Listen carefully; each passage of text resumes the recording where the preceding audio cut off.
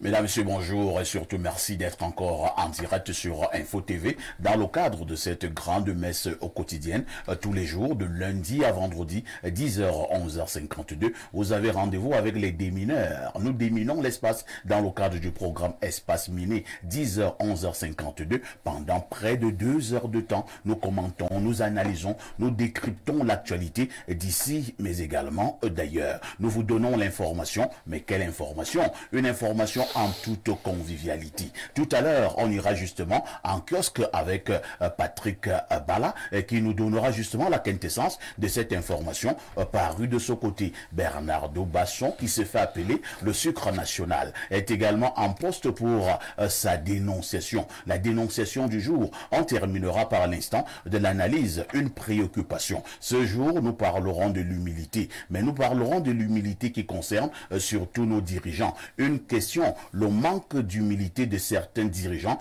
peut-il conduire à la ruine? C'est la préoccupation principale dans le cadre justement de nos échanges ce matin. Au canal 317 sur Canal Plus International, vous êtes à pic sur Info TV. Doit-on encore le souligner? C'est votre chaîne de télévision qui monte. Et qui monte encore.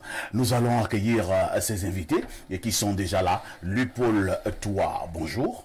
Bonjour Parfait, bonjour à vos millions de téléspectateurs à travers le monde, bonjour à mes copanélistes, merci une fois de plus de m'inviter ce matin à ce débat.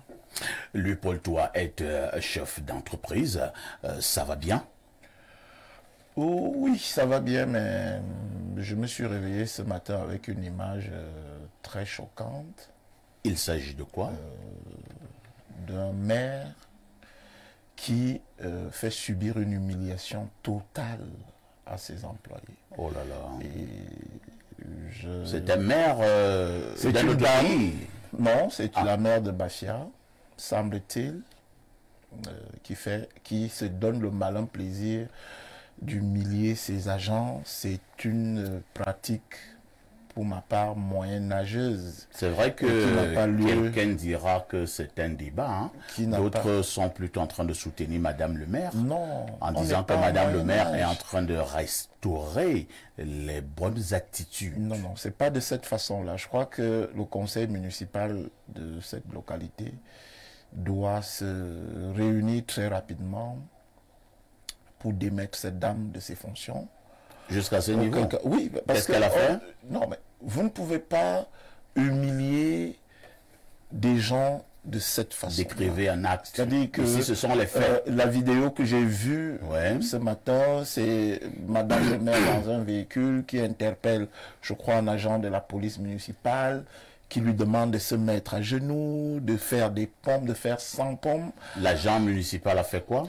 Quel qu'en soit l'acte qu'elle a fait, il y a d'autres méthodes qu'on peut employer. Est-ce que c'est justement pas cette manière de voir les choses, Lupaul Toit, qui fait justement en sorte que nous soyons en retard? Non. Parce que c'est nous-mêmes, attends, je vous relance, c'est nous-mêmes qui disons que non, le gouvernement est déjà laxiste, le chef de l'État ne frappe pas du poing sur la table. Maintenant que nous avons donc une dame, ça fait même honte aux hommes, une dame qui est dure, parce qu'un agent communal se comporte de manière forestière, Madame le maire prend ses responsabilités, frappe du poing sur la table. Vous êtes encore les premiers à venir sur les plateaux de télévision pour dire qu'il faut démettre Madame le maire. La méthode est totalement lunaire. C'est-à-dire que je pèse les mots que j'utilise. Il y a des manières pour réglementer une société. Il y a des lois qui sont votées à l'Assemblée nationale. Et je ne pense pas, je crois que la torture, parce que ça c'est un acte de torture, je crois que la torture est interdite dans cette République. Alors, je voudrais qu'on me dise qu'un jour que le président de la République, du haut de son autorité, fasse mettre un ministre à genoux devant les télévisions. C'est totalement... Si un ministre a volé, en principe, on devrait même le mettre à genoux à la poste centrale. Non, il y a... En principe. La loi... Et vous verrez que pour cette humiliation, les ministres vont commencer à fuir le vol. Je crois qu'il y a un avocat sur ce plateau. Il n'y a aucune loi au Cameroun qui consacre ce genre d'acte. Merci. À moins, comme le démontre ailleurs, si cette dame n'a pas démissionné, je saisirai le ministre dès que je sortirai de ce studio, je saisirai le ministre de la décentralisation. La décentralisation. Et non, c'est pas possible. Merci, merci Léopold. En attendant que vous puissiez saisir toutes ces autorités, nous allons encore accueillir un autre panéliste sur ce plateau. Lui, c'est Marius Ondondon. Il est chef traditionnel. Bonjour Marius Ondondon. Bonjour monsieur Aïssi, toi. Parfait. Et bonjour aux fidèles téléspectateurs qui sont les nôtres. Bonjour aux fidèles copanélistes, parce que vous en avez deux que vous allez présenter. Et je voulais profiter, n'est-ce pas, pour dire bonjour à mon voisin. Bonjour. Marius Ondondon est chef traditionnel, mais également homme politique, et il est par ailleurs le président des associations des parents d'élèves du Cameroun. On va accueillir... Avec une nouvelle association que nous avons dénommée Génération Nouvelle. Génération Nouvelle. Oui, qui est née en décembre, et donc certains m'ont confié, n'est-ce pas, la direction de Génération Nouvelle. Je voudrais effectivement profiter de ça pour dire bonjour à notre représentant en France qui est en train de suivre actuellement cette émission, monsieur Guy Merlin Tafou. Génération Nouvelle, c'est quoi? Génération Nouvelle. Oui, Génération Nouvelle est une association qui fait la promotion des valeurs éthiques et morales, des devoirs citoyens et patriotiques. Et nous avons décidé, n'est-ce pas, travailler avec l'ensemble des jeunes qui se retrouvent dans les différents partis politiques. Nous avons voulu, n'est-ce pas, faire chorus que nous pouvons travailler ensemble. Donc, dans la Génération Nouvelle, il y a des militants, mais à titre associatif du RDPC, du MRC, de l'UNDP, de l'ANDP, du MD et du PCRN.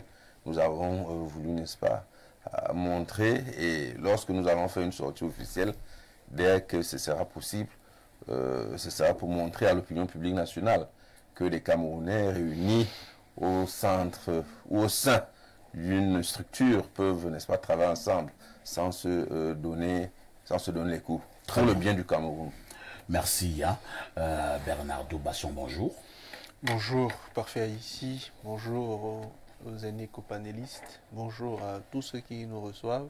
Je vais dire bonjour à une de mes mamans qui est aux États-Unis, maman Justine Bébé Mbek. Je lui adresse un bonjour chaleureux ce matin. Également à celui que j'appelle le sucre médical. Décidément. Parallèlement au sucre national. Vous êtes le sucre national. Lui, il est et un sucre médical. Ouais, il est médecin. Il est en service du côté de Nkoldongo. Il s'appelle docteur Mengo Laté Karim. C'est un petit frère. Moi, il a de très bons rapports. Donc, je lui adresse un bonjour ce matin à lui, le sucre médical. Et je voudrais, si vous permettez la parenthèse, humblement suggérer à monsieur Toua d'intégrer que le droit ne se réduit pas à la loi. La loi est l'une des sources du droit. Lorsqu'on veut régler des choses dans une société, on ne s'appuie pas que sur la loi. La morale peut intervenir, la religion peut intervenir, le bon sens ainsi que d'autres sciences sociales, l'anthropologie, la psychologie, la psychosociologie, etc. Il y a deux manières d'éduquer les hommes.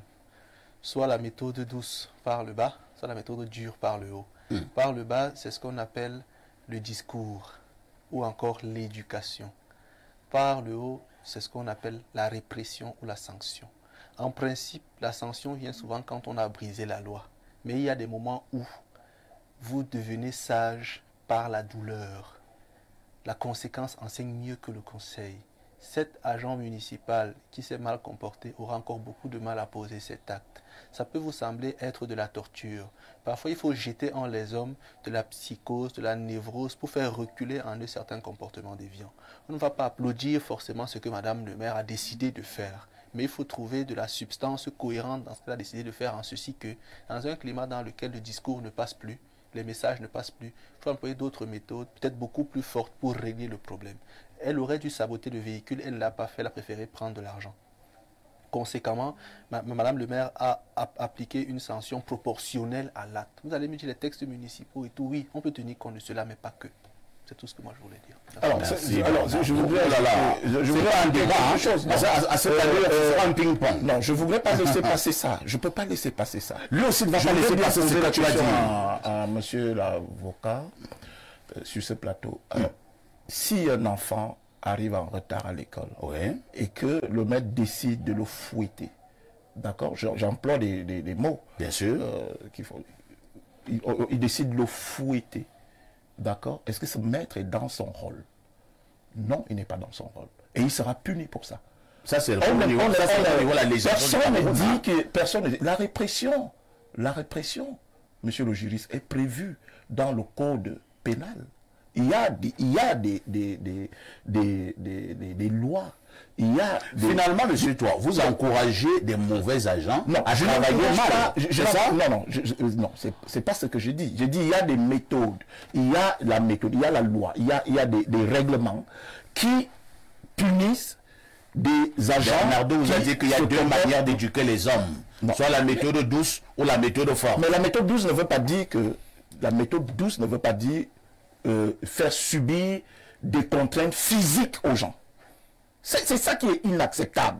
C'est-à-dire que, monsieur Parfait ici. Non, je prends un exemple simple. Vous êtes dans votre véhicule, vous vous êtes mal comporté parce que vous avez un agent de la police nationale vient, il brise votre voiture ou bien il se met à vous violenter. Vous prenez ça. C'est pas la même chose. C'est la même chose. Non. C'est exactement la même chose parce que vous avez enfreint une loi. C'est-à-dire que quand vous violez par exemple un feu, vous enfreignez la loi. Mais est-ce que c'est pour autant que l'agent de la police devait vous violenter? Il y a des méthodes qui sont prévues à cet effet. C'est compris. Je pense que nous allons poser ce débat demain. Malheureusement, peut-être vous serez donc plus sur le plateau. Nous allons nous appuyer sur ce qui s'est passé à Bafia avec Madame le maire pour comprendre comment on doit finalement éduquer les Camerounais en 2024. Est-ce la méthode douce ou alors la méthode forte? Pierre Blériot-Niemek, qui reste mon consultant de tout temps et de tous les temps, le digne fils de Boum-Niebel, est également là. Pierre Blériot-Niemek, bonjour. Bonjour, Parfait ici. Vous n'auriez pas, bonjour aux téléspectateurs, bonjour au panel. Vous n'auriez pas eu ce débat si vous aviez fait référence au code militaire, par exemple. Si un général, un officier général, un officier supérieur et autres rencontrent des militaires en train de s'amuser avec la tenue dans un bar, il va leur demander de s'enrouler au sol. C'est prévu dans le... Allez, roulez-vous au sol là. Prévu dans le code militaire. Ok. Vous voyez ça? Ça, c'est leur... Ils sont spécifiques. Cette femme est de la police municipale. Et le traitement qu'on lui a infligé n'est pas un traitement dégradant. On lui a dit de faire des pompes. C'est-à-dire ce qui est dans sa formation. On ne l'a pas frappé. Si le maire l'avait appelé, avait couillé sur sa tête, ça aurait été un traitement. Vous voyez seulement ça. Si elle avait dit, toc, c'est dégradant. Oui. Tu es policier. Je t'ai envoyé prendre l'argent, saboter les voitures mal stationnées. Toi, tu t'en vas. Allez, fais les pompes. Donc, en fait, le maire nous a eu tous. Pour ceux qui ne savent. Elle doit même faire ça tout le temps. C'est-à-dire, si elle trouve un agent de la mairie assis en train de dormir, elle te dit, réveille-toi, fais les pompes.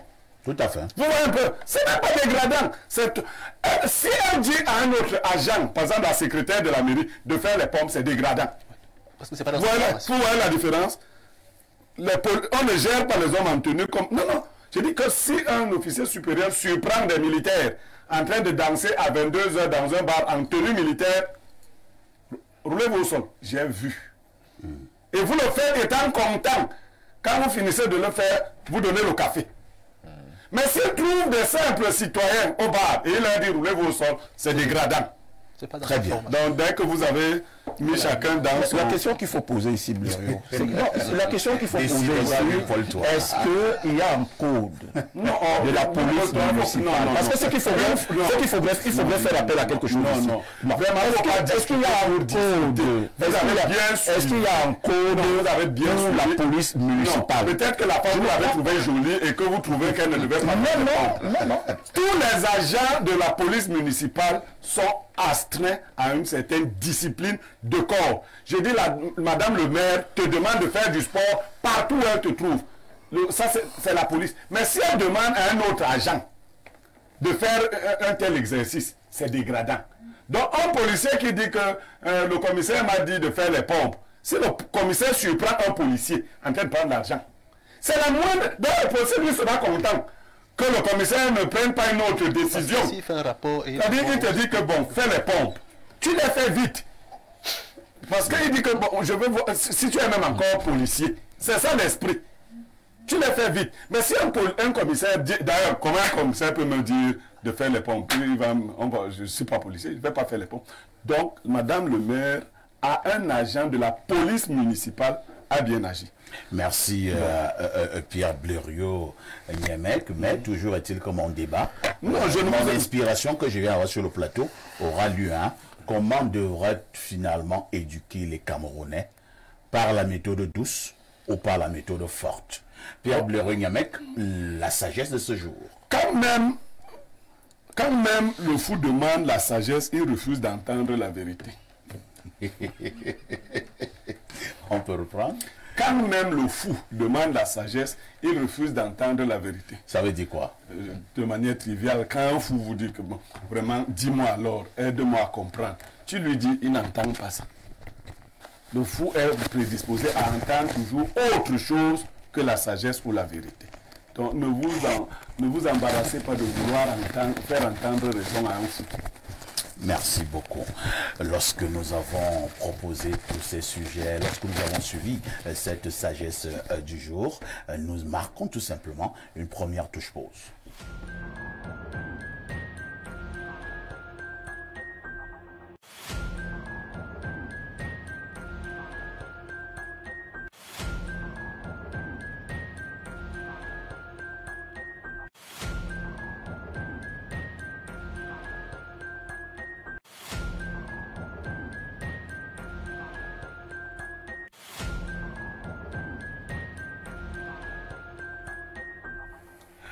Patrick Bala, bonjour.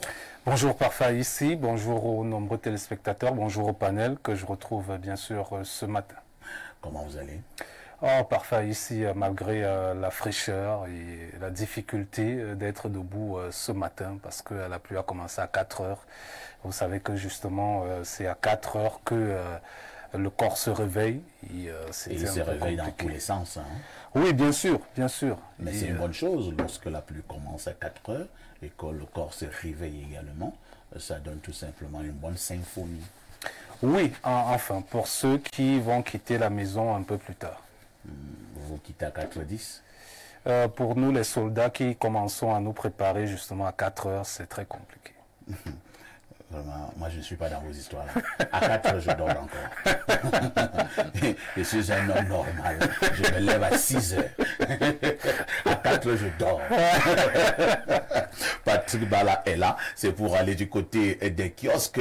Patrick, que disent les journaux? Eh bien, parfois, ici, les journaux de ce matin vont nous conduire du côté du journal Maison, celui de Dieudonné Mveng. La météo qui s'intéresse ce matin au Salon international de l'agriculture et le café Made in Cameroun de l'IRAD primé à Paris. C'est donc une information, la grande une du tri-hebdo d'information, d'enquête, d'analyse et surtout de reportage de la météo, qui également nous situe sur ce que, en plus du café coup de cœur des agriculteurs du monde, le 26 février dernier, la délégation de l'Institut que conduisait le docteur Noué a mobilisé tout simplement d'autres prouesses de la recherche camerounaise de ces dernières années, en l'honneur du président de la République, Paul Biya, grand promoteur du développement de la recherche. C'est une information que vous retrouverez dans ce journal de la page 5 à la page 11.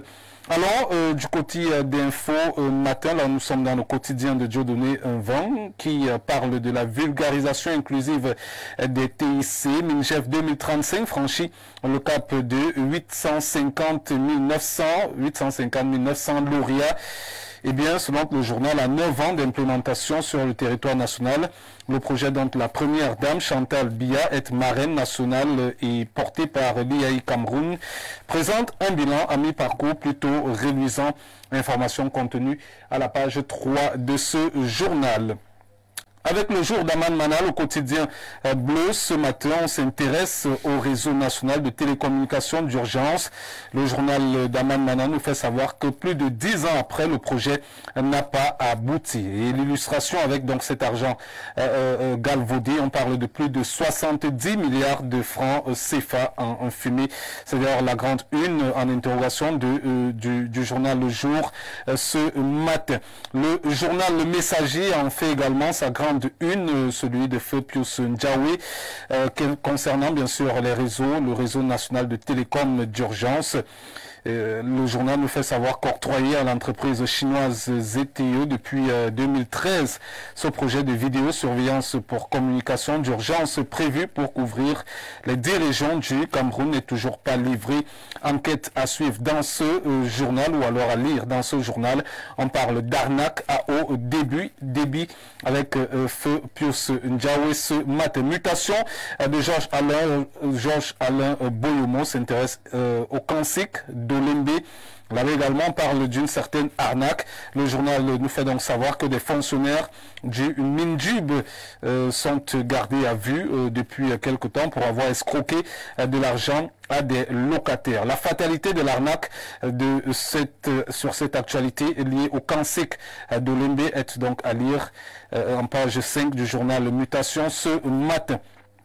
Mars au Cameroun et divers comportements sont à corriger avec le bi-hebdo, le point qui revient également sur les dépenses publiques. Le train de vie de l'État, on parle donc d'un gros trou noir enregistré durant ces dernières années. Allons voir avec le Cameroun Tribune, le quotidien capitaux publics de Marie-Claire Nana qui a décidé de s'intéresser ce matin, notamment au bas de la page de la fraude sur les produits pétroliers.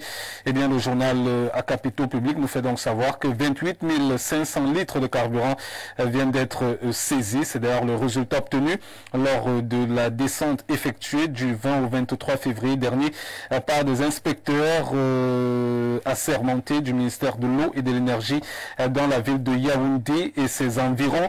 Le phénomène a donc pris de l'ampleur depuis le dernier réajustement des prix du carburant. Information contenue de la page 8 à la page 9. Le journal consacre sa grande une à la rentrée parlementaire.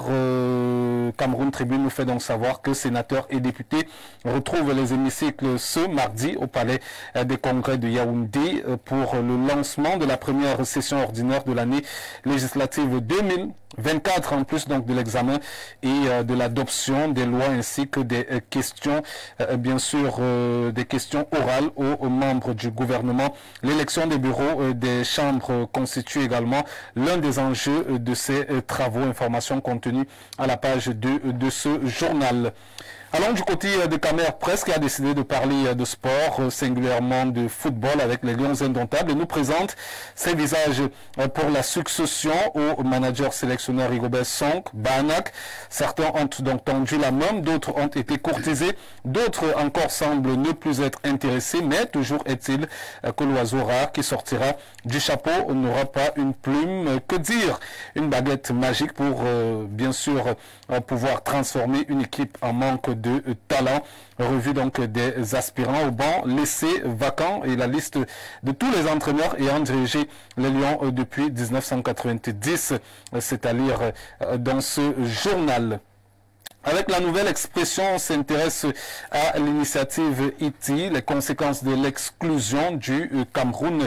Selon le journal, cette exclusion va donc limiter les opportunités pour le Cameroun de négocier des contrats d'exploitation miniers sur des bases plus avantageuses et d'attirer des investissements étrangers directs essentiels pour le développement du secteur. On espère d'ailleurs passe en revue les péchés que le Cameroun a commis, les conséquences et la sanction sur la vie socio-économique des populations camerounaises et le bal des pêcheurs en eau trouble. Information contenue à la page 2 de ce journal. Avec les chambres parlementaires, on s'intéresse à l'honorable Paul-Éric Djomgwe ce matin. Le journal nous fait savoir qu'il s'agit là d'un soldat de Paul Biya. Eh bien, Paul-Éric Djomgwe, c'est tout simplement un député à l'Assemblée nationale. Député à l'Assemblée nationale justement depuis 2007, membre titulaire du comité central du RDPC, deuxième secrétaire du bureau de la Chambre basse du Parlement. L'élu du Fundi 2 a fait donc de l'amélioration du cadre et des conditions de vie des populations. Son cheval de bataille, son humilité et son humanisme sont donc des vertus qui inspirent l'avenir. L'édition spéciale de ce journal fait une incursion dans l'univers de ses réalisations de par son patriotisme économique.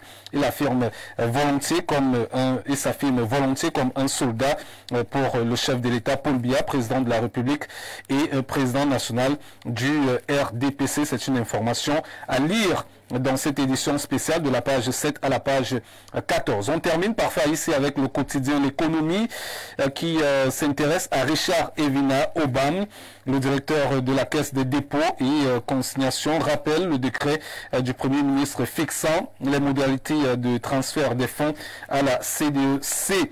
Eh bien, dans cette interview accordée au journal Économie, il évoque les opérations menées un an après sa nomination à la tête de cette structure. La date butoir de transfert des ressources à la CDEC est donc fixée au 31 mai. Information contenue à la page 5 de ce journal. C'est d'ailleurs avec le journal L'économie, le quotidien, qu'on referme cette revue de presse acte 2 sur Info Télévision. Vous le savez, la première revue de presse, c'est lorsqu'il est 6 heures, passé de 45 minutes avec Théophile Vianney-Biya. Et le meilleur, c'est pour la fin. Le meilleur, c'est dans le cadre de ce programme prestigieux Espace Miné. Merci Patrick Bala pour toutes ces informations fraîches parues donc en kiosque au Cameroun. Vous ne partez pas, vous nous donnez le fait saillant de l'actualité qui retiendra notre attention ce soir aux 19h et aux 20h. Et on sera en sport parfois ici, on va justement s'intéresser à la succession de Rigobert Song à la tête de la sélection Fagnon du Cameroun qui, pour remplacer ce dernier, est-ce que le choix va être porté justement vers des entraîneurs européens ou alors on va chercher un Camerounais, pourquoi pas un Africain? C'est donc la grande interrogation du 20h ce soir parfois ici. La grande interrogation à du 20h. Qui pour remplacer Rigo Sombanak, Magnan? De toutes les façons, Rigo restera dans nos cœurs. Hein. Bien sûr. Il a eu 2 ans à la tête des Lions Indomptables. Ça n'a pas été cela. Mais nous n'allons pas oublier qu'au-delà de tout, il s'agit du grand Rigo. Oui, Rigo restera dans nos cœurs. Bien sûr, capitaine emblématique pendant... le capitaine courage. Pendant 10 ans, c'est... Ça, c'est des flatteries. Blériot, il n'y a pas de flatterie. Non, ça, c'est les flatteries. S'il voulait rester dans nos cœurs, il devait rester capitaine emblématique.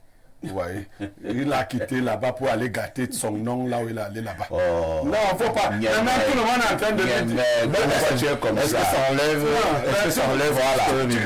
Et puis, tu resteras dans nos cœurs. Tu ne resteras pas dans nos cœurs. Non, il faut préciser qu'il ne restera pas dans le cœur de Blériot. Si tu savais, il fallait démissionner. Il y a un président. Il y a Diego Maradona, qui a été un joueur emblématique, tout à fait, qui est un dieu après Pelé. En Argentine, après Pelé. Il a dirigé la sélection argentine de football, ça n'a pas marché. Pas du tout. Ça ne veut pas dire que les Argentins l'ont... Non, Rigo a fait une parenthèse, ça n'a pas marché. Rigo, si tu es intelligent, c'est pas mais ça n'enlève en rien que c'est une légende. Non, tu es une légende, il a gagné, mais tu ne resteras pas dans le cœur. D'accord, avec le Lions Indomptables, il a gagné 2 cannes. Il a été finaliste de la Coupe des Confédérations. Alors, non, il a un très grand palmarès. Pour l'instant, je pense d'ailleurs c'est lui qui détient le record en sélection nationale. Est-ce que c'est ça qui va rester dans nos cœurs? Oui, son record a été réussi pas partout. Parfait, c'est vrai que c'est... Non, c'est vrai. Pourquoi Pierre Blériot comme ça? Non, c'est vrai que nous sommes en train de te dire que Rigo a une parenthèse. Et là, je prends le mot de Léopold Toa, une parenthèse, certes, qui n'a pas marché. Qu'est-ce que vous appelez parenthèse? C'est-à-dire, Rigo a dit, j'ai l'enregistrement, qui sera coach à vie. Toi, tu as ça. Mais il est coach à vie. Voilà, il est coach à vie. C'est bien. Il n'est pas obligé de mettre seulement. Niamek, cela n'enlève en rien le fait que Rigo reste une légende du football au Cameroun. Non. Quand on te dit ne fais pas ça, c'est pour lui que j'ai donné la citation du jour. Ah bon? Les citations sont citées quelquefois. Quand on dit au fou, et quand le fou demande la sagesse, il entend seulement autre chose. On t'a dit démissionne, on lui a écrit que quand tu rentres là, pour montrer que tu es un homme digne, Parfait ici. Si tu sens déjà dans ton lieu de service que l'ambiance n'est plus bonne, les petits enfants te manquent de respect, le top management ne veut plus. Si tu veux rester dans le cœur comme un homme digne, tu déposes la démission. En tout cas, faut arrêter vos choses. On te dit ça pour que tu ne te fâches pas. Tu ne resteras pas dans nos cœurs. Parfait. Pourquoi Rigaud va rester dans nos cœurs? Parce que Rigaud a obtenu une qualification inespérée, c'était du côté de Béda. Ça c'est historique et ça restera jamais gravé dans le cœur. La deuxième des choses parfait ici, c'est qu'il est arrivé en Coupe du Monde, il a réussi à battre le Grand Brésil. On a terminé la compétition avec 4 points, ce que certains entraîneurs très expérimentés n'ont pas réussi à faire, malgré le manque d'expérience de... Oui, ça va s'ajouter au palmarès du Cameroun que Rigaud lui il a battu le Brésil, à part l'Argentine. De toutes les façons, il a battu aussi la Gambie. Blériot, ça ce sera peut-être une affaire d'homme. Hein? Qu'est-ce que je veux la faire d'homme ici? C'est-à-dire qu'à chacun, c'est non, lui ne restera pas dans mon cœur. Moi, j'ai dit, moi, j'ai parlé à pour moi. Si vous voulez rester dans mon cœur, Blériot, c'est pas pour moi. Donc, comment la a eu un mauvais passage à la tête des Lions Indomptables. Donc, passage était très mauvais. Pour moi, il restera dans mon cœur. Quelque chose comme ça, n'acceptez pas. À tout de suite pour la suite.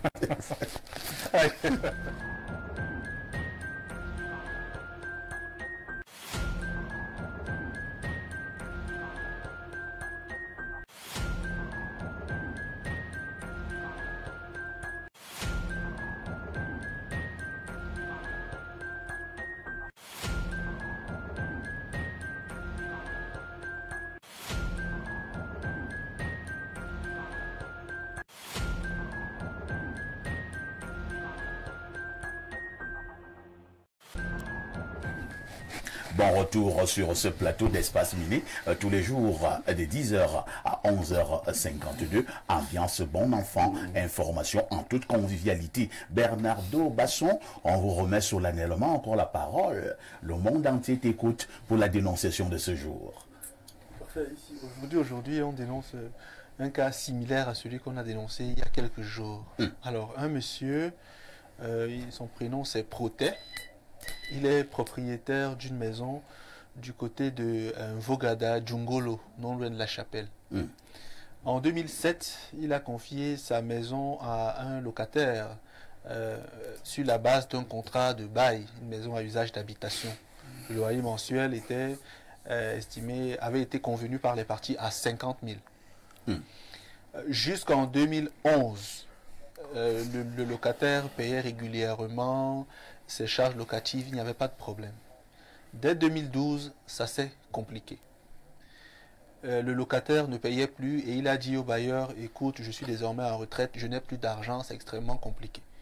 Le bailleur lui a dit, ok, mais il faut qu'on trouve un terrain parce que moi, ma maison ne va pas rester comme ça sans cause, je n'ai de paiement. Le monsieur a passé jusqu'en 2018 sans payer le loyer. Le bailleur lui a dit, écoute, ça fait déjà très longtemps. Il est allé à la gendarmerie se plaindre. Donc de 2012 à 2018, il ne payait plus. Il ne payait pas. Ça fait 4 ans quand même. 6. Ouais. 6. Oui, ça fait 6 ans même. 6 ans. Le bailleur est allé à la gendarmerie se plaindre. On a convoqué le locataire. Ils ont convenu de certains termes d'arrangement à l'amiable. Le bailleur lui a dit, ok. Le locataire a dit, je veux 1 an pour me remettre. Où je pars. Le bailleur lui a dit non. Comme c'est compliqué, prends 2 ans. Mais il faut que d'ici 2 ans, que tu sois parti de la maison. Je te laisse 2 ans pour que tu puisses vraiment trouver toutes les mesures possibles pour partir de la maison. 2 ans ont passé, 2 années ont passé malheureusement, et le locataire n'a toujours rien donné au bailleur.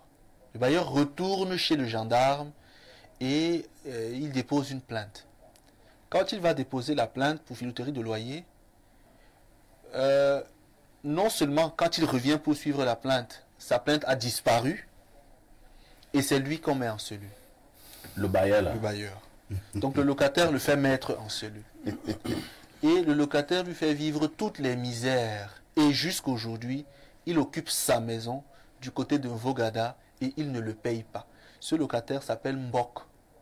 Il s'appelle Mbok. Ouais, Mbok Alain Désiré, il s'appelle Mbok. Il ne paye pas la maison du bailleur depuis 11 ans, plus d'11 ans, du côté de Vogada. Vraiment, ce matin, j'ai pensé qu'il fallait dénoncer un tel cas pour que M. Mbok libère la maison. Et le bailleur a entrepris 2 ou 3 fois des actions devant les gendarmeries. Et à chaque fois, son dossier a disparu. Et c'est lui qui a été souvent menacé d'être gardé à vue. Très bien.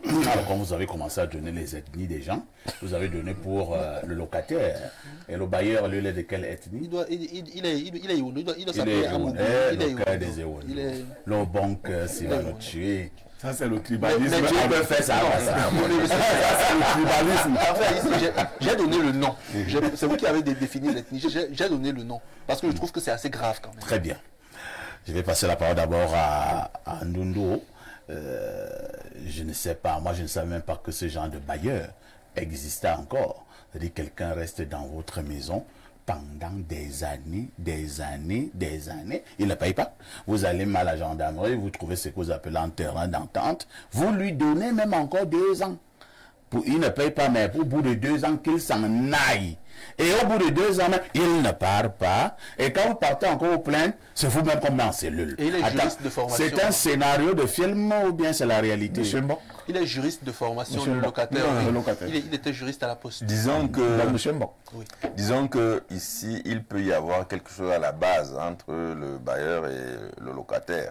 Est-ce que le locataire là le tient quelque part? Oui. Et là, c'est nul. Oui, c'est que oui. Il doit y avoir quelque chose à la base. Soit, dans tous les cas, il doit y avoir quelque chose à la base. Le locataire, il a des filles. Ou alors est-ce que le locataire a des filles? Je ne sais pas, ça ne m'a pas intéressé. Oui, parce que Ça devrait t'intéresser. ça devrait t'intéresser. Parce que si le bailleur s'est rendu beau-fils, Voilà. le beau-père ne quitte plus la maison. Donc, il y a donc un contrat pareil à la base. Tu deviens mon beau-fils. Voilà. Partir avec tes femmes. Exactement. Parce que tout n'a pas été dit dans ce cas. Bien sûr. C'est sûr que c'est ce genre de contrat à la base qui n'a pas été dévoilé et qui doit être connu pour que l'information soit complète. Donc, j'en suis convaincu. Connaissant les hommes, je crois que quelque chose à la base lie les deux là. C'est tout ce qu'on pouvait dire. Tout à fait. Lui, Paul, toi, ouais, peut-être que quelque chose à la base lie ces 2 personnes. Peut-être que tout n'a pas été dit. Il y a même des non-dits. Mais entre-temps, quand même, lui, Paul, toi, on est dans un pays qui s'appelle Cameroun, hein, où de plus en plus, les plus forts mangent les plus petits. Oui. On vous dit que le locataire en question, M. Mbok, est juriste.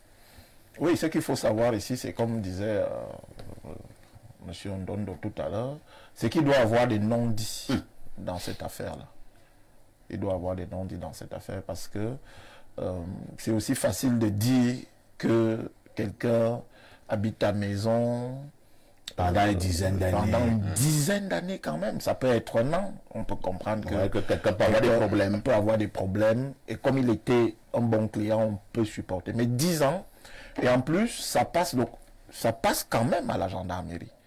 D'accord? Parce que l'affaire devrait se retrouver normalement devant le procureur, et ainsi de suite. Donc, si ça n'a pas franchi ces étapes, ça veut dire qu'il y a des choses qui ne sont pas dites. Et puis même, il faut s'interroger. En Vogada, on a dit, c'est ça? Oui. Vogada, trouver une maison de 50 000 en Vogada, je ne sais pas si c'est possible aujourd'hui. C'était en 2007. Bon, 2007. Ouais, Vogada, c'est quand même possible. Vogada, c'est quand même le cœur de la ville. Mais il y a des maisons. Peut-être. Peut-être souvent. Voilà, il y a à l'air actuelle, 10 000 à Vogada. Oui, dans ce cas, la route passe au niveau de ton salon. Allez, c'est quand c'est Vogada, tu fais comme tu fais là. Dans ce cas, il faut aller voir si le bien était bon au moment où le monsieur intégrait, était louable. Si le monsieur n'a pas connu de dommages. Bon, ça, c'est des supputations. Hein, c'est-à-dire que, comme on n'a pas tous les éléments, on ne peut pas suffisamment apprécier. Mais depuis 11 ans, pourquoi le monsieur ne tourne qu'à la gendarmerie? Pourquoi il ne passe pas à l'étape supérieure? Pourquoi il ne reste pas en justice? Parce qu'on peut dire, oui, les gendarmes peuvent être corrompus, peuvent être... Mais, et en plus, 2 ans, le même gendarme est toujours sur place. C'est des éléments, c'est des questions qu'il faut se poser parce que quand on sait que généralement ces corps-là rotent, 2 ans, le même gendarme n'est pas sur place. Donc ça veut dire que si un autre est venu et qu'il a connu de ce cas-là, peut-être qu'il a vu les affaires sous un autre angle. Bref, c'est bien compliqué ça, M. Basson. Je crois qu'il faut bien creuser cette affaire-là pour voir, parce qu'en 2007, les nudes n'existaient pas, je crois. Les nudes n'existaient pas en 2007. Bon. Quelqu'un a commencé à poser une question pour savoir si ce... S'il n'est pas entre-temps devenu le beau-fils, voilà, le beau-frère ou le beau-père. Alors, Pierre Blaireau, mec, j'avoue quand même que moi, je suis un peu perdu hein, dans cette dénonciation. Si vraiment les faits sont tels que présentés par Bernardo, mais que ce bailleur aille plutôt élire domicile là-bas, il dit, bon, toi, tu vas me tuer. Puisque à la gendarmerie, il n'y a pas d'issue, tout ça. Ben, pourquoi il accepte même qu'on le mette en cellule et la vie continue? Bon, on peut supputer. Mais toujours est-il que ce qui est constant, c'est qu'il est propriétaire de sa maison. Ça, c'est ce qui est constant. J'ai retrouvé, comme Bernardo me demandait l'autre jour, combien de membres il y a dans ma famille. Combien de personnes il y a dans ma famille. Et je vais donc te dire que mon grand-père était bailleur en Vogada. Et j'ai trouvé un locataire qui ne payait pas depuis 4 ans. Mon grand-père qui était un dur. Je n'ai pas compris. Parce que mon grand-père ne lui faisait pas ce genre de choses. Je n'ai pas compris. J'ai dit, mais attends, qu'est-ce qui ne va pas? Alors, un jour, le grand-père me révèle qu'il a eu pitié de ce monsieur. Il a vu en ce monsieur son fils disparu. Parce que mon grand-père a eu un unique fils. Et que, comme il a exprimé à ce monsieur sa pitié, ce monsieur en abuse déjà. Mais qu'il a décidé, parce que ce monsieur avait donc raconté qu'il était rosicrucien, et que c'est lui qui faisait perdre la mémoire à mon grand-père. Et chaque fois que mon grand-père voulait lui demander le loyer, incroyable, il oubliait. Ah! Quand mon grand-père a suivi ça, il a dit, non, là c'est bon. Parce que moi je croyais t'aider. Non, il disait qu'il voyait en ce monsieur son fils disparu. De la pitié. Et donc, ce qu'il n'avait pas pu faire pour son fils, il le faisait pour ce locataire-là. Mais le locataire, lui, il en a... Voilà. Donc, il est allé, il a dit au locataire que bon, maintenant on va voir entre la Rose-Croix et moi qui commande dans cette maison. Tu as 2 mois pour sortir. Et le monsieur est finalement sorti. Il y a des choses comme ça. Quand je parle de ma tribu, on n'y voit pas de tribalisme. D'ailleurs, c'est bien que chacun parle de sa tribu. Moussa Ndoye a été ici l'autre jour, il a parlé de sa tribu. Les Bamous n'ont pas dit que c'est le tribalisme. Donc, je parle des Bassa. En général, chez nous, il y a certains Bassa qui se baladent avec leur totem. Quand il habite ta maison, il habite avec ses totems. Donc, pour le faire partie, ça devient un truc que tu ne sais même pas ce qui te prend. C'est comme si ton cœur est lourd. Tu pars comme... Bon. Mais moi, je dis, il faut que ce monsieur se plaigne auprès d'un procureur. C'est plus sérieux là-bas. S'il a les éléments qu'il faut, et il y en a beaucoup hein, qui nous suivent, on va convoquer M. Mbok. Et on va dire gentiment à M. Mbok, parce que c'est trop, quoi qu'on dise. Même si c'est la magie que tu pratiques sur quelqu'un. Il y a quand même une date de péremption. Toi-même, tu dois avoir pitié de l'autre, te dire que non, j'en ai trop fait. Donc, il faut qu'on le convoque. Moi, je peux apporter mon soutien à ce monsieur qui est un bêtis. Parce que moi, je m'en fous des tribus. Celui qui est dans le bon droit, c'est lui qui est de ma tribu. Celui qui est dans le du mauvais côté n'est pas de ma tribu. Et comme c'est Vogada, c'est sûr que je connais forcément la famille. Je connais des familles rebelles en Vogada. Je peux apporter mon soutien à ce monsieur au niveau de nos amis et autres procureurs à Yaoundé. Pour que la gendarme, parce que pour les gendarmes, vraiment, pas tous, mais parce que la gendarmerie, c'est pas comme à la police. À la gendarmerie, tout gendarme peut être, on peut confier une enquête à tout gendarme. Vous voyez le problème? C'est pas le cas. Chez les policiers, c'est partie des officiers. Donc, un gendarme, un maréchal de logis et autres, pas vous trimballer, hein? Et vous empêche même, au point qu'un commandant de compagnie à Imombo a dû être obligé d'écrire que si on vous arnaque, venez directement dans mon bureau. Oui, oui, mais jeune gendarme. Il y a un même ici, qui a tenté ici de me dire qu'il saura comment orienter la procédure. Je lui dis, tu dis que tu sauras comment orienter quoi? Est-ce que l'enquêteur oriente? Il m'a dit ça à moi, qu'il saura. Bon, il ne me connaissait pas bien. Bon, quelques jours après, je le retrouve avec beaucoup de blessures au visage et tout. Il avait fait un terrible accident. Je crois que peut-être c'est en orientant la procédure. Sa Majesté, je voulais ajouter, en fait, l'expérience des hommes et des faits. C'est ça qui me fait penser et conforter, n'est-ce pas, dans cette pensée selon laquelle il y a forcément quelque chose. Ce quelque chose ne vaut pas 17 et 12 ans de loyer. Quelque chose là fait que son enfant, la fille là quoi. Le locataire doit être fortement le beau-fils. Mais ça fait 10 millions, 12 ans. Le bailleur est fortement Sa Majesté, le locataire. Blériot veut faire comprendre que même s'il est même son beau-fils, il a beaucoup payé déjà. Il a payé. Non, ce n'est pas sûr, parce que c'est pas sûr, parce que lorsqu'ils sont allés devant le gendarme, le deuxième gendarme, c'est sûr que le locataire a dit un certain nombre de choses. Que voici mon beau-fils, il n'a jamais doté. Il n'a jamais doté ma fille. Il a 2 ou 3 enfants avec ma fille et maintenant il veut me mettre dehors. Très bien. On l'arrête, on le met dedans. Votre réaction? Un mauvais citoyen.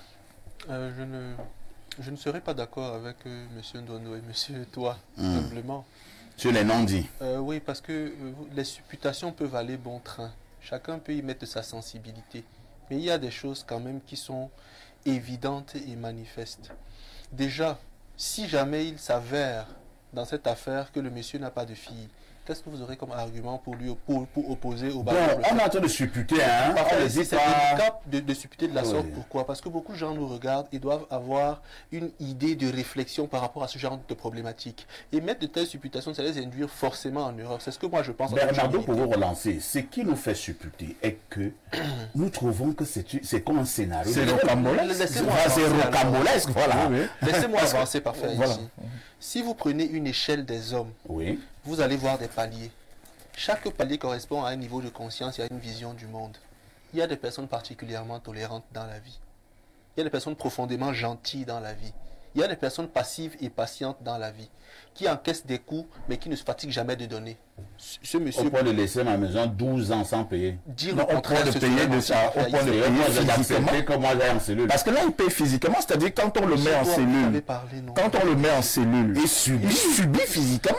On peut encore entendre que quelqu'un vit même chez toi et puis il est même incapable de payer et que tu laisses. Maintenant, il y a une procédure qui est engagée et c'est toi. Tu as un mal dans ta chair. Dans ta chair, c'est-à-dire on ne te paye pas, on te met encore en cellule. Bon, il faut se poser. Peut-être que, comme... avant qu'il ne conclue, hein, tu vas conclure. Je n'ai même pas encore parlé, vous m'avez déjà compris. Comme Parfait a dit, peut-être que c'était peut-être une location vente. Et que peut-être le monsieur n'est pas... Il faut aller voir... J'ai le contrat de bail, monsieur, toi. Donc, voilà, vous ne me laissez même pas parler. Moi, j'ai le contrat. Avant qu'il ne parle, je voulais ajouter une dernière chose. Finalement, vous êtes en Vogada. Muselé Bernardo. En Vogada. Parce qu'on ne parle pas toujours de soi. Moi, j'ai un oncle en Vogada qui est bailleur. Et il a fait louer une famille. Le père de la famille est mort. Quelques années plus tard, la mère de la famille est devenue son épouse est devenue et ils sont restés jusqu'à ce jour. Est-ce que la maman a payé encore la maison? Pas du tout. Ça ne me pose pas de problème. Donc j'en suis convaincu, l'expérience des hommes, c'est ça qui me fait dire. En Vogada, je dis bien. Toujours dans le même quartier là. Qu'est-ce que vous avez contre Vogada? D'accord. Voilà. Allez-y Bernardo. Ce que vous dites ne me dérange pas. Pourquoi? Parce que chacun voit les problèmes comme il est, pas comme les problèmes sont. Chacun pose sa sensibilité, son regard, sa vie sur chaque problème. Donc vous analysez le problème selon votre vie, votre expérience. Vous n'avez pas forcément raison. Comme je n'ai pas forcément raison. Mais il y a des constances ici à évacuer. La première, c'est que dans le cadre de la procédure, ce monsieur s'est trompé avec le temps. Peut-être qu'il n'avait pas l'éducation ou il n'avait pas les moyens. Peut-être qu'il ne savait pas que ça ne coûte pas autant d'argent. Mais saisir le procureur directement, qui lui peut coûter à une unité afin que celle-ci commence à mener des enquêtes préliminaires, aurait été idéal pour lui. Donc s'il ne l'avait pas encore fait, monsieur Protet, il faut le faire. Également, le juge d'instruction peut être directement saisi avec constitution de partie civile, vous déposez une plainte devant le JI directement, il va trouver le moyen d'instruire l'affaire et de faire avancer devant son jugement pour que vous puissiez avoir éventuellement la solution à votre problème.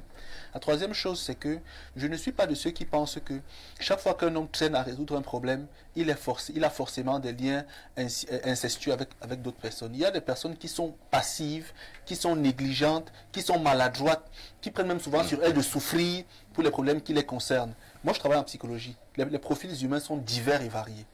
Monsieur Niemek, par exemple, ce sujet peut être beaucoup moins patient qu'un tel autre. Donc, pour ce moi, je ne monsieur, peux même pas. Sauf que monsieur Niemek, vous ne pouvez pas dire qu'il n'y en a pas. Non, moi je ne peux même pas. Donc je ne viendrai pas vous voir. Tu ne peux pas rester dans ma maison, tu ne peux pas. Ce qui fait que pour monsieur Protet ici, dernière tentative, directement il saisit le procureur ou le JI. Et dans ce cas, je peux l'accompagner. S'il ne le fait pas, que ce monsieur ait des totems ou pas, qu'il ait de la sorcellerie ou pas, monsieur Mock, s'il est plus bassard que d'autres, on va voir. S'il ne veut pas partir de la maison là, on ira l'enlever avec les mains pour le mettre dehors de cette maison. Il faut bien comprendre ça. Mais je ne voudrais pas que ceux qui nous écoutent retiennent qu'il y a forcément des liens incestueux. C'est une désorientation de la problématique. Ici, je dénonce le fait que quelqu'un occupe la maison de quelqu'un sans payer. Et la personne qui occupe sans payer, soit elle règle la situation, soit elle libère la maison. Et si avec ces liens. Sauf que Bernardo, tant que tu seras en face des êtres humains, je le fais comme un conseil, hein, ne prends pas toujours les problèmes au premier degré. C'est pas ce que j'ai fait. Ne prends pas toujours les problèmes au premier degré. Quelqu'un vient... Parce qu'ici, même s'il s'agit d'un problème de totem, j'ai un problème là. Et il te raconte une histoire pathétique. Et Blériot, bon, c'est difficile d'attraper Blériot. Il peut vraiment être nul. Mais il faut toujours recouper. Il y a toujours un dernier détail que les gens ne veulent pas dire. Oh, parfois tout se joue au niveau de ces détails. Et c'est là, bon, à la vérité, parce que le gendarme qui le met en plus. Moi, je comprends Bernardo et ses travaux de psychologie. Seulement, si quelqu'un est donc comme tu as décrit là, pourquoi il se plaint encore? Qu'il laisse. Qu'il le donne à la maison. Lui, il est doux. Parce que, bon, il ne peut pas avoir un mauvais nom. Qu'il laisse. Je vous dis qu'il y a la vente de sexe à la pluie de ça. C'est la seule raison. Il peut aussi avoir eu un contrat de location-vente. Il peut avoir les messages. Chers Camerounais, lisons les messages. Bonjour, parfait. C'est Benoît Gervais à Douala. Pour moi, ce locataire est plus sage que son bailleur. Et en plus, sûrement, qu'il n'y a jamais eu un contrat de bail légal. Le bailleur doit amener un prêtre exorciste pour déloger ce locataire. Autre message ce jour. Alors, nous allons prendre celui-ci. Bonjour, Perfectum. Que le monsieur qui parle du maire de Bafia nous laisse ça. La dame a raison. Elle devait même lui faire taper 290 pompes. Salut-moi Pierre Blériot. Dis-lui qu'il est un bon petit-fils maquisard. C'est Pascal Excellium de Lolodorf. Salutations compliquées ce matin. Merci. Autre préoccupation, c'est le 213 qui est au rendez-vous, c'est-à-dire l'Algérie. Bonjour Perfecto, le couscous Ndjatche de la modération. Pour la dénonciation, il faut vérifier si le bailleur et le locataire ne sortaient pas ensemble et que le locataire refuse de sortir de la maison de son ex pour des raisons que je ne peux pas citer ici. Attends. On a dit que c'est deux hommes, on n'est pas ici. Ou alors, c'est l'exemple que j'ai par exemple de l'Algérie n'est pas sérieux. Lui va aller plus loin là. Franchement, 12 ans chez quelqu'un sans payer, j'ai connu un autre Bassa pareil qui a vécu 3 ans chez un bailleur sans payer. Et quand le bailleur est venu réclamer son argent, le gars Bassa a dit à son bailleur de le payer pour qu'il sorte de chez lui. Le bailleur même n'en revenait pas. Il dit que depuis 30 ans et qu'il loue sa maison aux gens, il n'a jamais rencontré un locataire qui exige au bailleur de le payer pour qu'il vive Pour qu'il vide. Pour qu'il vide dans ses appartements. Pour finir, le bailleur était obligé d'amener un cortège de marabouts pour venir faire des rituels devant la maison. Et après ce rituel, le locataire tombait malade. Tous les jours, au point où il a fui la maison en abandonnant ses choses dans cette maison. Que le bailleur, dans cette dénonciation, aille saisir les marabouts. Les timbres ne résolvent pas tous les problèmes. Parfois, il faut les écorces. Pour finir, perfecto, j'aimerais que tu invites Maître Roland Djeou du MRC pour un face-à-face avec Blériot Yemek dimanche dans Libre Expression. Mais qu'est-ce qui vous arrive même? Vous êtes en train de faire tout un conglomérat des gens qui vont venir affronter Blériot. Non, Blériot, il va te décourager d'affronter les gens là comme ça. Ce sont des pièges. Non, maintenant, à chaque fois que on invite elle pour venir affronter Blériot, je refuse. Moi, j'invite mes gens. Autre message. Mes civilités à vous, le panel. Et s'il vous plaît, comment faire pour rencontrer M. Haïssi ou son collègue, M. Niemek? J'aimerais me confier à l'un de vous ou bien à vous deux, s'il vous plaît. Vous connaissez là, nous travaillons. Venez à Info TV. Autre message, bonjour Parfait ici et à votre panel, s'il vous plaît Parfait, il faut éviter les supputations sur de telles problématiques. Il faut dire à ce locataire qu'il n'est pas de son droit d'occuper un lieu sans payer. En émettant ce genre d'hypothèse, qu'est-ce que le panel veut faire entendre à nous les téléspectateurs? Bravo Basson, la rigueur voudrait qu'on redresse le sujet comme tu viens de le faire. Le panel veut vous faire entendre que si tu es bailleur, tu commences à avoir des relations avec les filles du locataire. Le locataire a risque de ne pas payer. C'est clair. Ça, c'est ça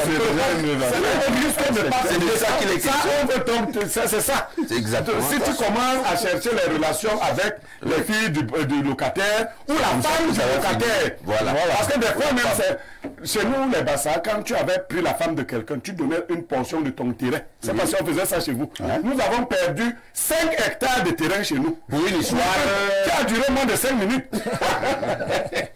Donc, dans la dénonciation, à aucun moment on a fait... Bonjour le gars de la modération et à votre panel. Monsieur Blériot, s'il vous plaît, respectez la carrière de footballeur de Monsieur Rigobesson. C'est une légende et un modèle pour beaucoup de jeunes footballeurs. Pour la dénonciation du jour, je pense simplement qu'il y a des éléments qui manquent dans la dénonciation car un bailleur petit et en plus résident Vorada ne peut pas accepter un locataire qui ne paye pas le loyer pendant 6 ans. C'est Roby depuis Simbok qui envoie la préoccupation. Non, dis à Roby qui se trompe. Vogada, c'est pour les Bassas, c'est pas pour les bêtises. Et il y a même, voilà, il y a même des plus de Bassas à Vogada que les bêtises. Il y a des postures péremptoires délicates parfaire ici. Comme j'ai dit tout à l'heure, qu'il y a des bailleurs qui peuvent être doux de nature, il y a des humains locataires qui peuvent être particulièrement têtus, récalcitrants, sorciers et vampires, qui vous nuisent même chez vous. Ça existe. Non, mais il y a forcément des liens qui m'écrit pour me dire qu'il vient de recevoir une affaire. Le bailleur et le locataire refusent de payer. Le bailleur est allé attacher un poulet devant la porte pour des pratiques. Le locataire a tué le poulet et l'a mangé. Ça veut dire qu'il y a des cas comme ça. C'est-à-dire que restez à supputer alors qu'il y a un problème qui est Monsieur Basson, quand vous invoquez, il y a des choses qui m'embêtent ici parce que lorsque vous invoquez des faits de vampirisme, il s'agit de ton bien. C'est un bien que tu as bâti à la sueur de ton front. Personne ne peut te l'enlever. Personne ne peut... Monsieur, toi, vous ne comprenez pas. Je ne suis pas en train de dire qu'il devrait laisser la maison. Je vous dis qu'il y a des personnes qui peuvent vous nuire chez vous. Et pendant 2 ans, 6 ans, vous battre à les faire partir. Si vous ne parvenez pas de vous-même, vous demandez de l'aide comme elle est en train de faire. Comment quelqu'un qui est né en Vogada, ce qu'on a à faire, c'est ne sait pas qu'il y a un procureur de la République au centre administratif. C'est à 100 francs. Hein, c'est à 100 francs. Ouais. Comment ce monsieur même ne sait pas, monsieur Basson, qu'il y a quand même des avocats qu'on peut aller dans le cabinet d'un avocat. Plein de mois. Avant, d'ailleurs, on a 3 cabinets.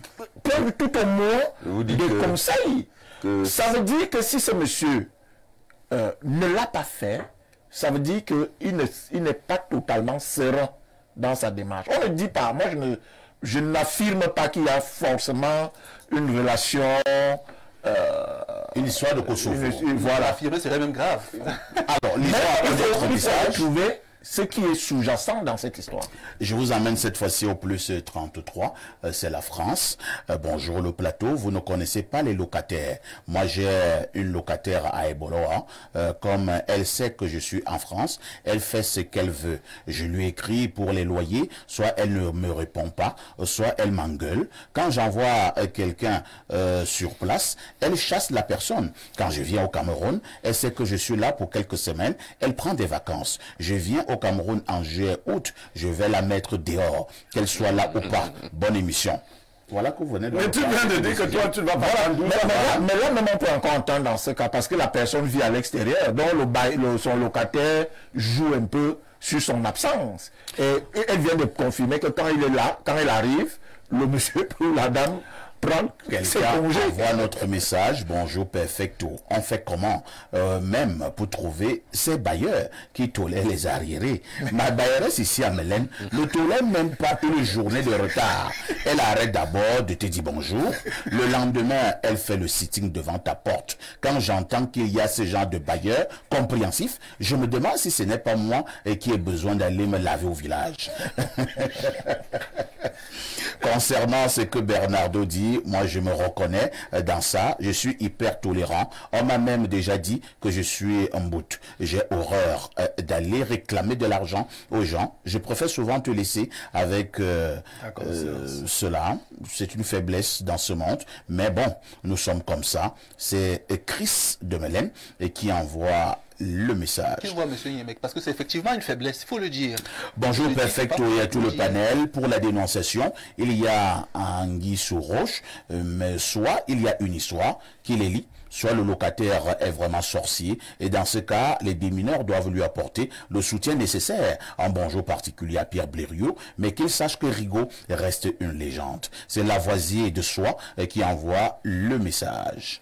Je vous amène au 242, c'est le Congo. Perfecto, il faut surveiller Bernardo et le monsieur à la veste éniotique, et sinon, ils vont se battre. Non, pas du tout. Autre message ce jour. Bonjour monsieur Parfait, ici est votre panel, juste pour apprécier les interventions de M. Niemek pour son franc-parler. Il n'a pas la langue fourchue. Je peux vous demander comment je peux faire pour vous rencontrer, pour vous raconter un fait de société que je voudrais partager avec l'opinion. C'est Abel Tchanan qui envoie le message. Alors, prenons un ou deux derniers messages. Bonjour le plateau, s'il vous plaît. Il n'y a aucun non-dit, car c'est le bon cœur qui a trahi le bœuf. Dans ma maison à Douala, et je parle de moi. J'ai été victime du même locataire, alors que je suis réputé d'être dur. Police, gendarmerie, rien pendant 3 ans. Je me suis fâché, j'ai pris les gros bras, et le tour était joué. Je ne pouvais pas faire mettre de peur que mes propres enfants soient victimes. Il dit que j'ai volé ces millions et j'attends toujours le procès. C'est Mbombo Bilombikak qui envoie ça. Ouais, bon. Et ça, Mbombo réagit comme ça. C'est comme ça qu'un Mbombo réagit. Il a dit qu'il vous a dit un truc là. Il ne voulait pas gâter la maison parce qu'après ses propres enfants allaient habiter là. Parce qu'il y a aussi que je peux gâter la maison là. Bonjour à toute l'équipe. Que les bailleurs apprennent à payer la taxe sur la valeur foncière. Ah oui. C'est Serge qui envoie le Ça message. aussi, il faut le leur dire. Pour que votre affaire prospère en justice, il faut bien que vous soyez en règle sur le plan du fisc. Dans les maisons Morada. Auquel cas, votre affaire De toutes les façons, ceux qui me foncière. connaissent, quand tu viens même louer chez moi, c'est les voisins qui te disent que si tu as des problèmes de loyer, ne pars pas chez le type. Non, tu as payé. Qui est la taxe ou quelque chose, ça veut dire donc que le contrat de bail que tu as est un contrat fictif. Voilà. Parce que pour avoir un contrat de bail, Il faut être à jour. Est-ce qu'il a dit que ce barrel n'a pas payé? Monsieur, toi, faites. non, il a dit qu'il a Lui n'a pas de bail. fictif. C'est autre chose. C'est un contrat sous sein privé.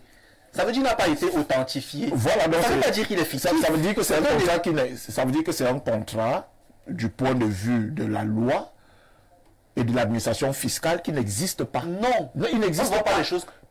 Oui. Vous affirmez alors que vous êtes dans l'erreur. C'est délicat. Non, Non, parce que pour avoir un Ce contrat... contrat peut faire office d'élément subtil de preuve. Merci beaucoup.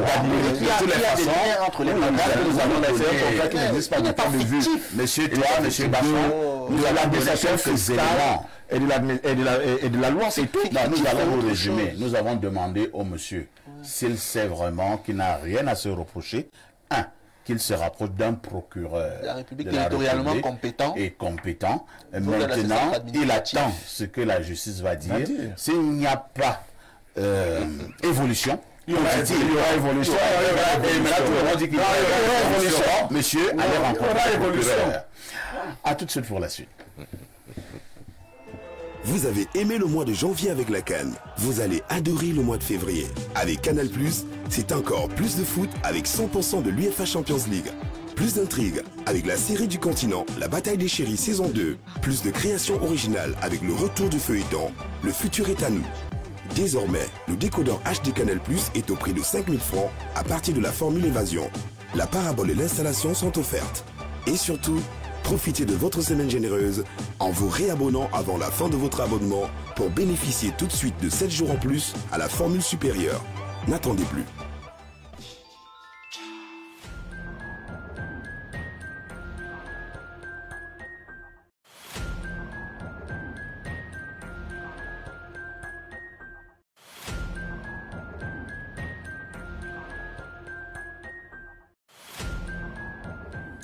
Bon retour sur ce plateau d'Espace Miné. Ça se passe uniquement sur votre chaîne de télévision Info TV. Nous émettons à partir de Yaoundé, c'est la capitale du Cameroun, le pays que dirige le président de la République, son Excellence Paul Biya. Ce matin, nous vous l'avons également dit en ouverture, nous marquons un arrêt pour parler de l'humilité, mais une humilité bien précise. Il s'agit de l'humilité des grands hommes, l'humilité des dirigeants. Une question, le manque d'humilité de certains dirigeants peut-il conduire à la ruine? Et là, je passe d'abord la parole à Pierre Bleriot-Niemek pour nous expliquer les mots durs, les mots compliqués. Question d'être au même niveau de compréhension. Pierre Bleriot. Parfait, ici, là je vais parler un peu comme philosophe. Je l'ai dit dans une citation de Sagesse du jour ici, l'humilité ne peut être que demandée aux grands hommes. C'est une vertu qu'on ne peut cultiver que si on est déjà socialement élevé. Si vous n'êtes pas socialement élevé, vous êtes simplement mal éduqué. Vous êtes vaniteux et tout le reste. Parce que l'humilité, c'est cette vertu qui vous amène, en dépit de votre position élevée, à regarder les autres comme n'étant pas moins que vous. Vous voyez? Donc il faut être élevé pour se comporter de manière humble. Quand vous voyez quelqu'un qui est en bas, vous dit, c'est que je suis humble. Tu es humble comment? Tu es déjà en bas.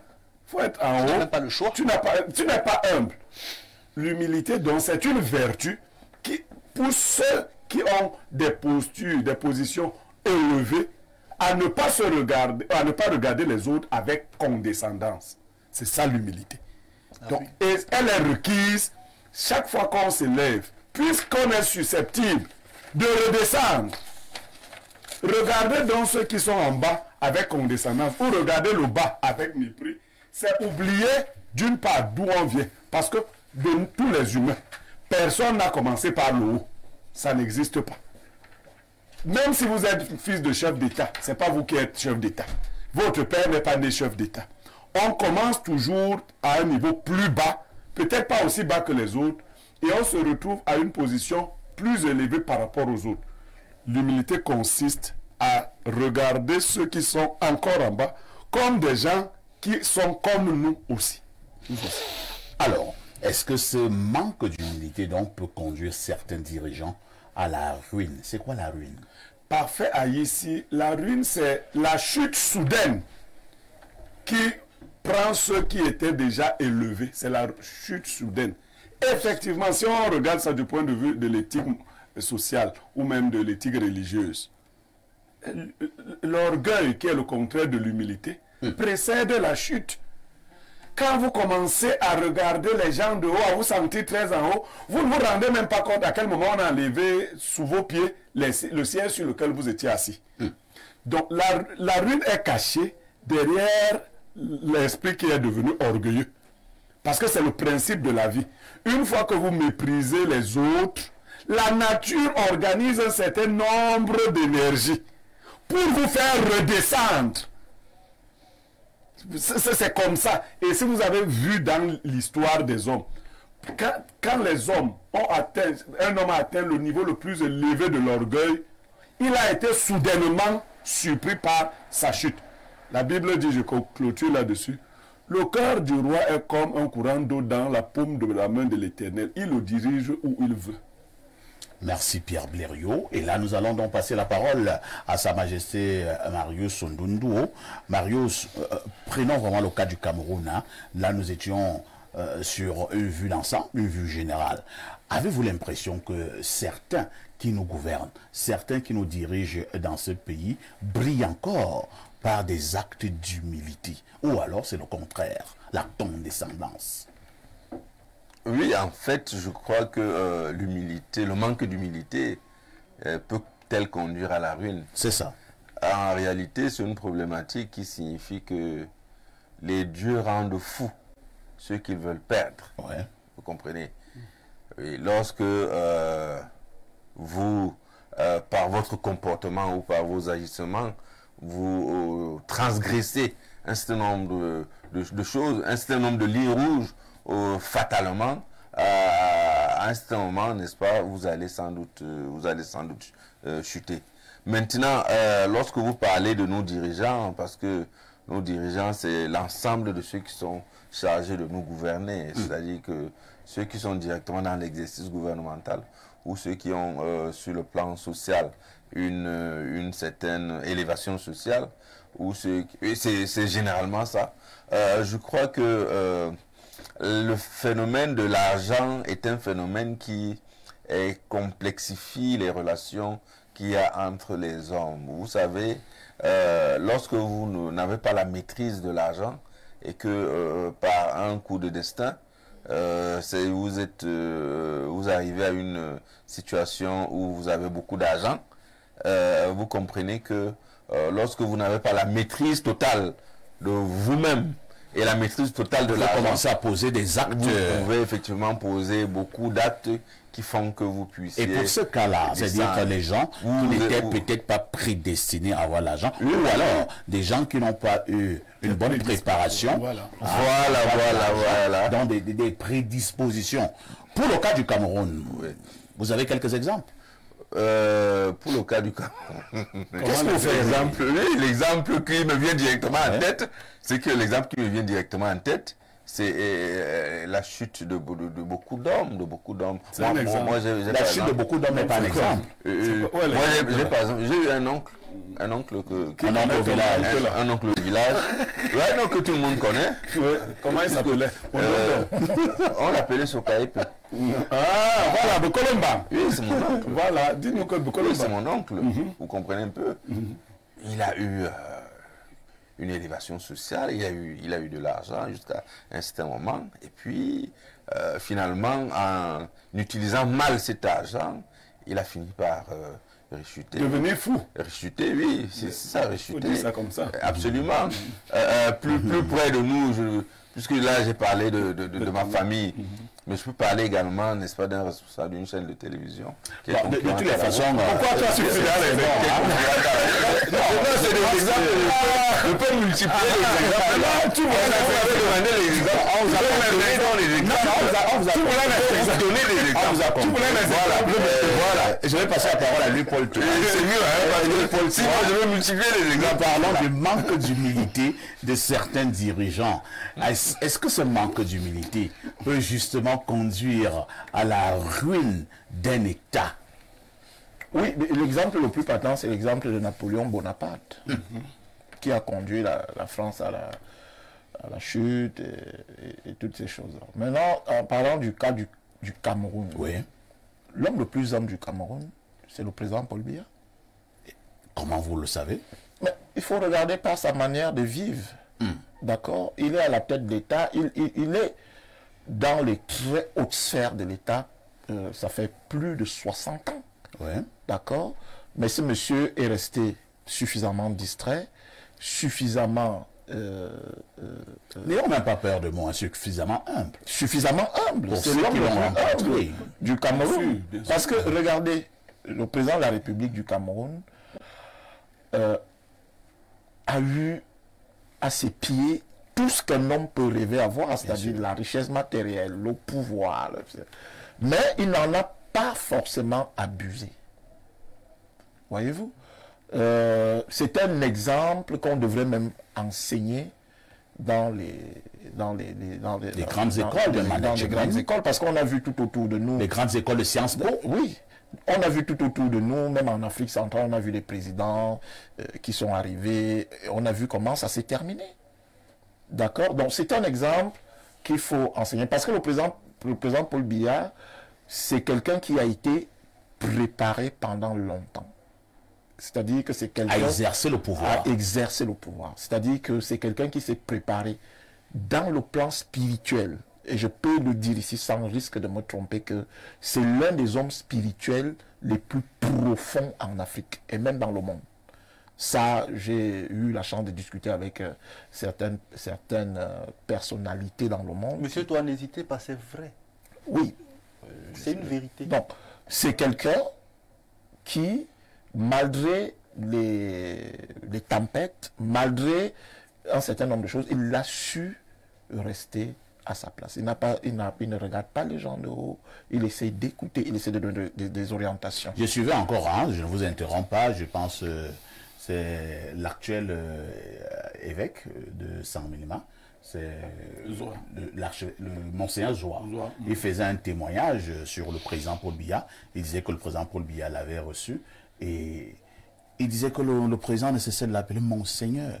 Monseigneur. Et il disait avec une très grande humilité, le président ne lui a pas parlé comme un grand chef d'État qui parle et il dit que ça l'a marqué. Et ce genre de témoignage, j'en ai suivi de plusieurs personnes, qu'elles soient personnalités ou même des regardez, monsieur Parfait ici, regardez le chef de l'État camerounais. Vous connaissez un grand édifice qui lui appartient proprement? Non. Ici, à Yaoundé? Non. Mais tout ce qu'il a fait, tout ce qu'il a contribué à créer, regardez dans quel genre de richesse insolente il baigne. D'accord? Ils ont des domaines incroyables.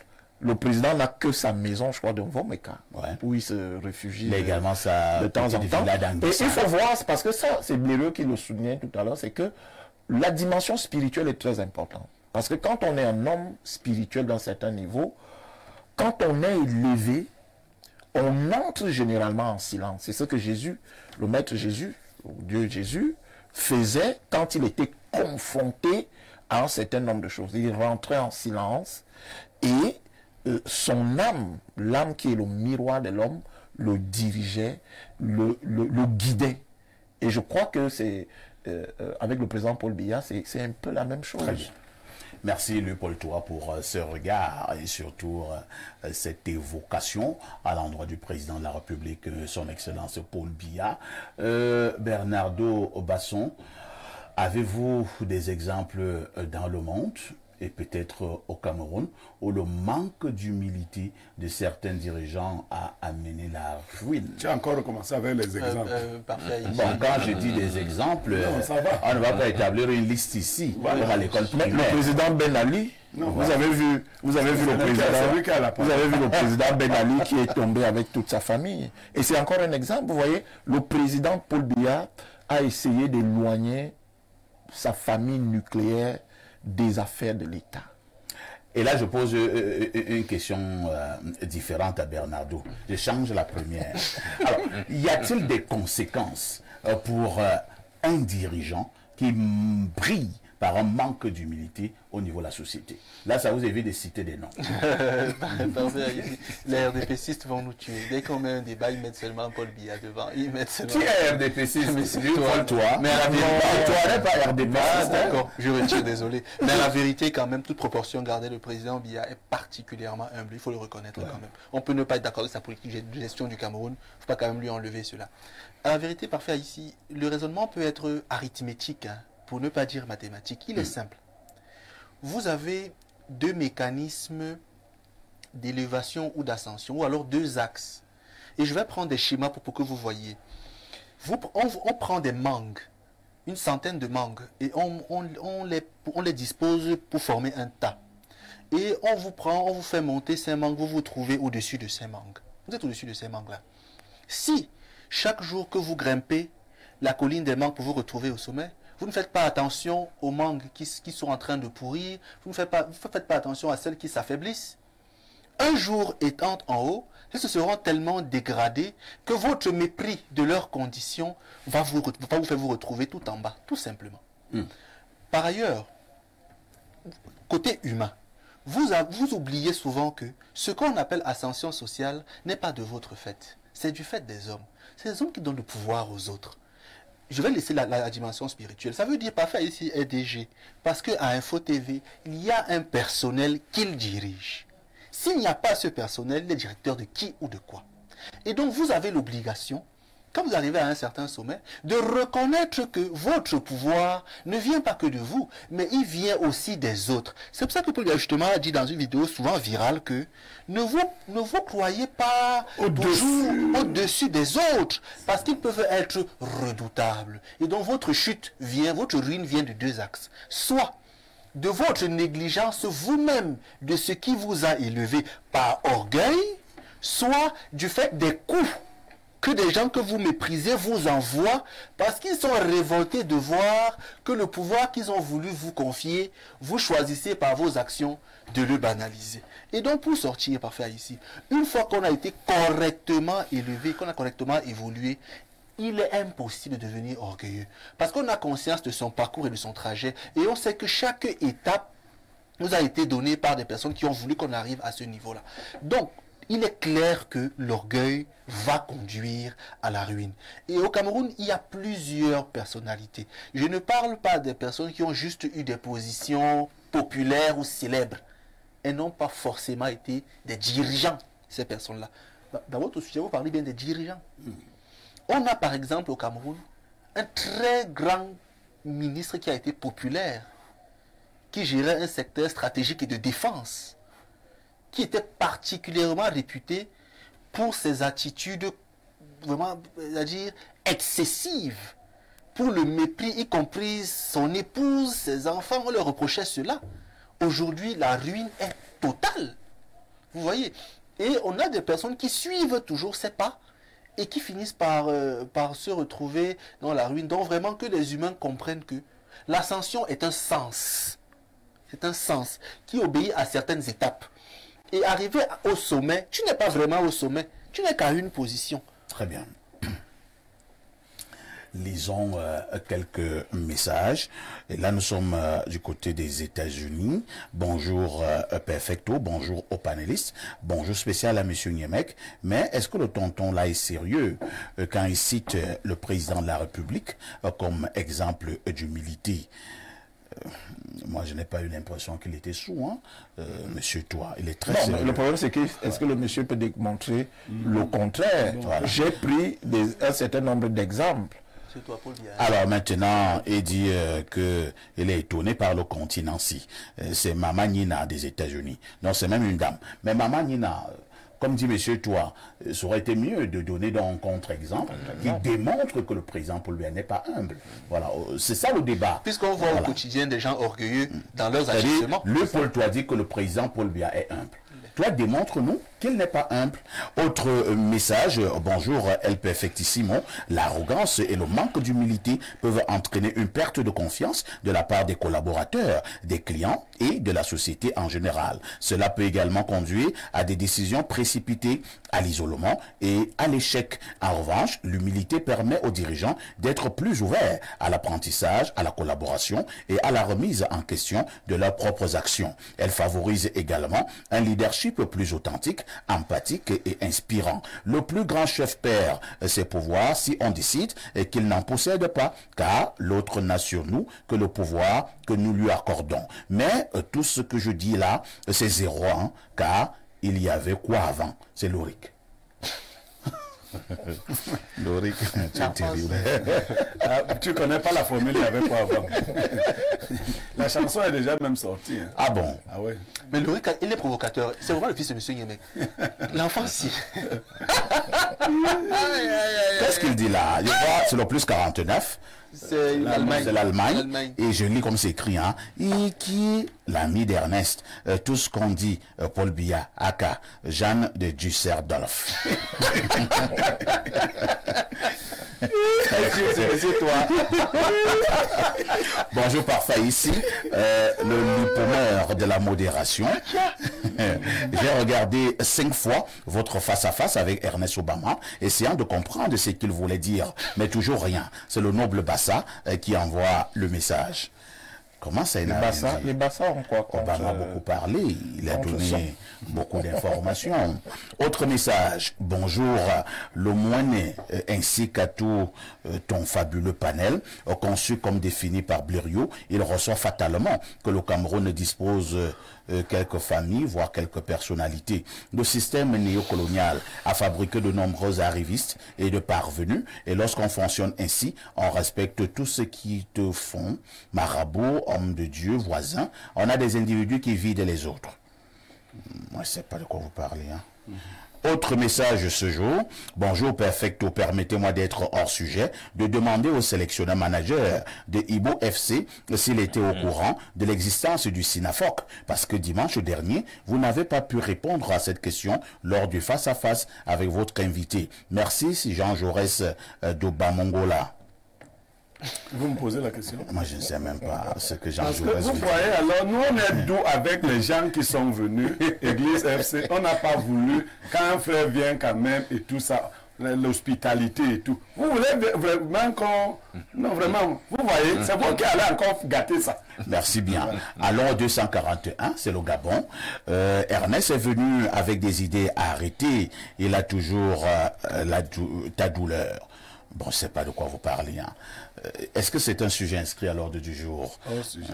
Vous êtes justement hors sujet. Autre message. Bonjour, parfait. Ne confondons pas humilité et politesse. Ne confondons pas spiritualité et spiritualisme. Un homme spirituel est celui-là capable de transformer positivement son environnement. Donc, le président Paul Biya, bon... Je vais vous parler d'autre chose. Hein. Lisons un autre message là. Alors, l'humilité précède la gloire, l'arrogance précède la ruine, l'orgueil précède la chute. C'est Cyril de Kribi qui envoie ce message. Nous repartons au plus 49. On a dit que c'était l'Allemagne. Oui. Qu'est-ce qu'on nous dit là? Bonjour le sac de modérateur et l'homme qui forge mon esprit. Monsieur Niemek, n'oubliez pas de dire bonjour aux chers voisins. C'est Kingsley depuis Berlin. Moi, je dis bonjour à mes voisins tous les jours. Vous parlez de quels voisins? Allons au 226, le Burkina Faso, le pays des hommes intègres. Bonjour, parfait. Je partage l'avis sur l'humilité du président Paul Biya. Mais s'il est vrai, doté d'une certaine spiritualité, comme l'a dit un panéliste, son pays ne serait pas à ce stade d'évolution et devra faire rayonner ses qualités spirituelles par une gouvernance vertueuse. C'est Kambo du Burkina Faso qui envoie le message. Non, ce qu'il faudrait comprendre, c'est que s'il faut une évolution, l'évolution est généralement collective. Une évolution n'est pas individuelle. En concernant, par exemple, un pays, vous verrez bien que les Européens ont évolué parce qu'il y a eu un concert de personnes qui se sont dit « nous donnons telle voie ». Alors, si le président Biya est tout seul à vouloir tirer la locomotive, c'est vrai qu'il y aura pas mal de choses. Alors, un autre message qui nous arrive à l'instant. Parfait, ici, le débat était très intéressant, mais il a été compliqué, ça cryptait. Or, c'était la mort du débat à ici Obama. S'il te plaît, nous voulons revoir votre face-à-face avec Ernest Obama, s'il vous plaît. C'est disponible sur YouTube. Voilà, bon. Bernardo dit déjà que c'est disponible sur YouTube. Ça a été rediffusé hier à 15h, voilà. Hier soir également. Mais c'est disponible sur YouTube. Mais on va encore rediffuser. Voilà. Bon, comme c'est vous... Qu'est-ce que ce débat a? Mais vous allez le voir quand vous allez... Est-ce qu'il y a des choses sous-jacentes? Vous allez le voir. Il faut d'abord regarder le débat. Bon, c'était pas un débat, à l'entretien. Alors, bonjour Perfecto et à tout votre panel. Le président Paul Biya incarne l'humanité. Il veut dire, il incarne l'humilité. C'est Alexis de Libreville qui envoie le message. On repart au plus 49, c'est l'Allemagne.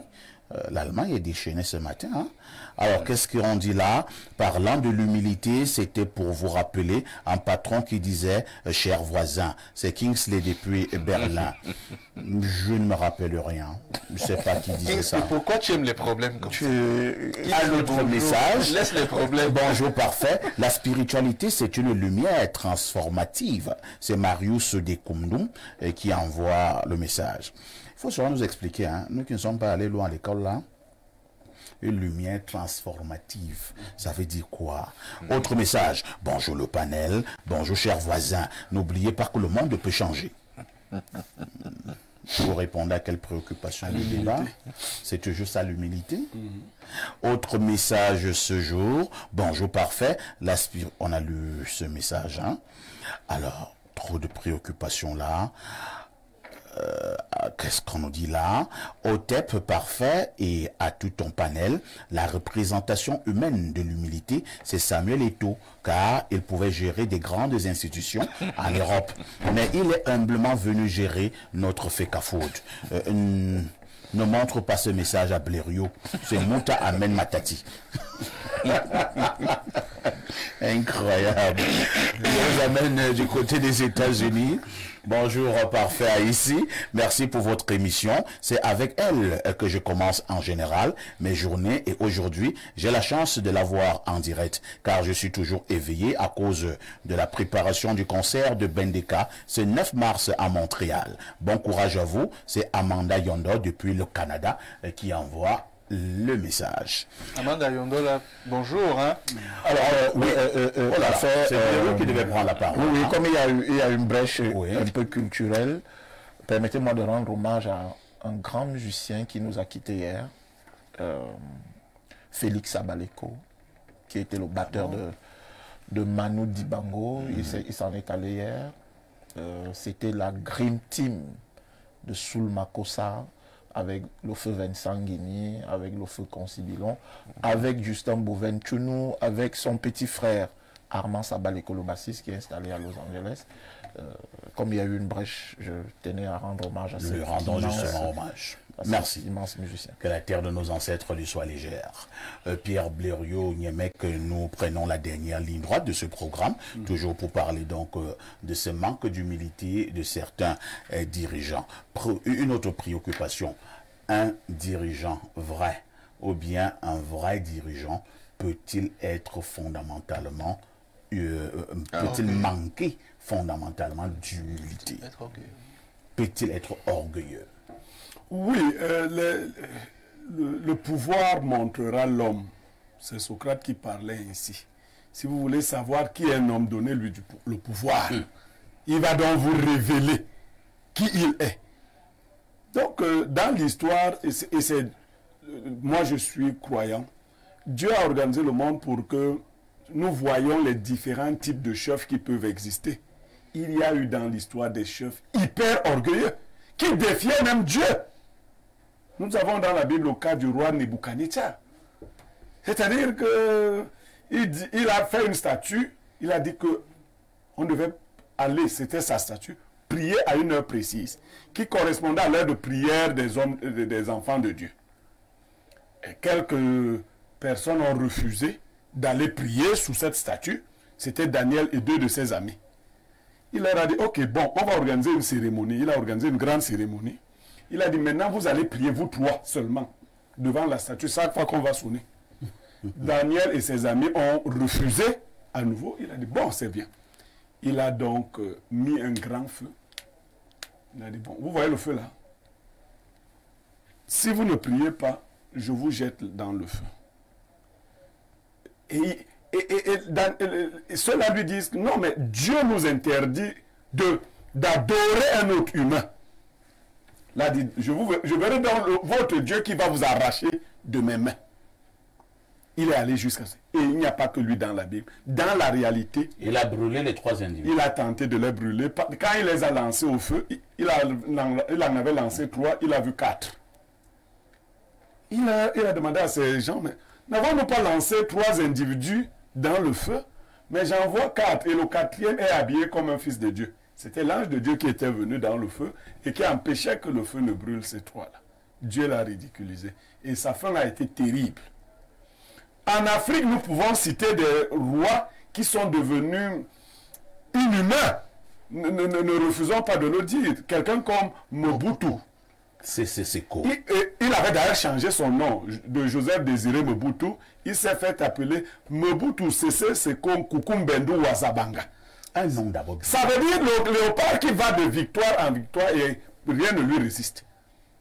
Vous voyez? Donc le pouvoir peut révéler le caractère vaniteux d'un homme au point qu'il veut tout avoir. C'est pour cela que je fais un parallèle avec l'histoire de Paul Biya. Ceux qui me suivent savent que je ne suis pas du tout fan de lui. Mais vous savez qu'il y a quelqu'un qui a giflé Paul Biya, Premier ministre. Ouais. Quelle a été la réaction de Paul Biya? Il n'a rien fait. Il n'a rien fait et rien dit. Ce monsieur s'appelait Aïssim Vodon. Laissez-moi vous dire que ceux qui connaissent les secrets des institutions au Cameroun savent que c'est quelqu'un d'autre qui allait rapporter cela au président Ahidjo. Ouais. Que ton premier ministre a été giflé par un tel. Et on dit donc que l'humilité précède la gloire. Et ceux qui savent se disent que ça a joué un rôle dans le choix définitif de Paul Biya comme étant chef de l'État devant remplacer Ahidjo. Ahidjo a dû voir tout autour de lui parce qu'Aïssim Vodon c'était quelqu'un de désimpétueux, de belliqueux. Et qui était aussi pressenti en qui fait. Était évidemment pressenti. Et qui avait été déjà un très grand ministre. Tout à fait. Donc, ce genre de choses. Maintenant, il y a aussi, je vais sortir par là, parfait, le psychologue, là, il y a des caractères naturels qui donnent l'impression que c'est de l'humilité. Il y a des gens qui sont flegmatiques. Oui, timides, mais... Non, prenons les flegmatiques. Oui. Et Paul Biya est flegmatique. Ça peut nous laisser penser toutefois qu'il est humble et même qu'il est faible. C'est pour ça que les gens croient qu'il est faible. Mais ceux qui le connaissent, quand il veut prendre une décision, savent aussi qu'il prend ses décisions en rien. Oui, et elles sont irrévocables.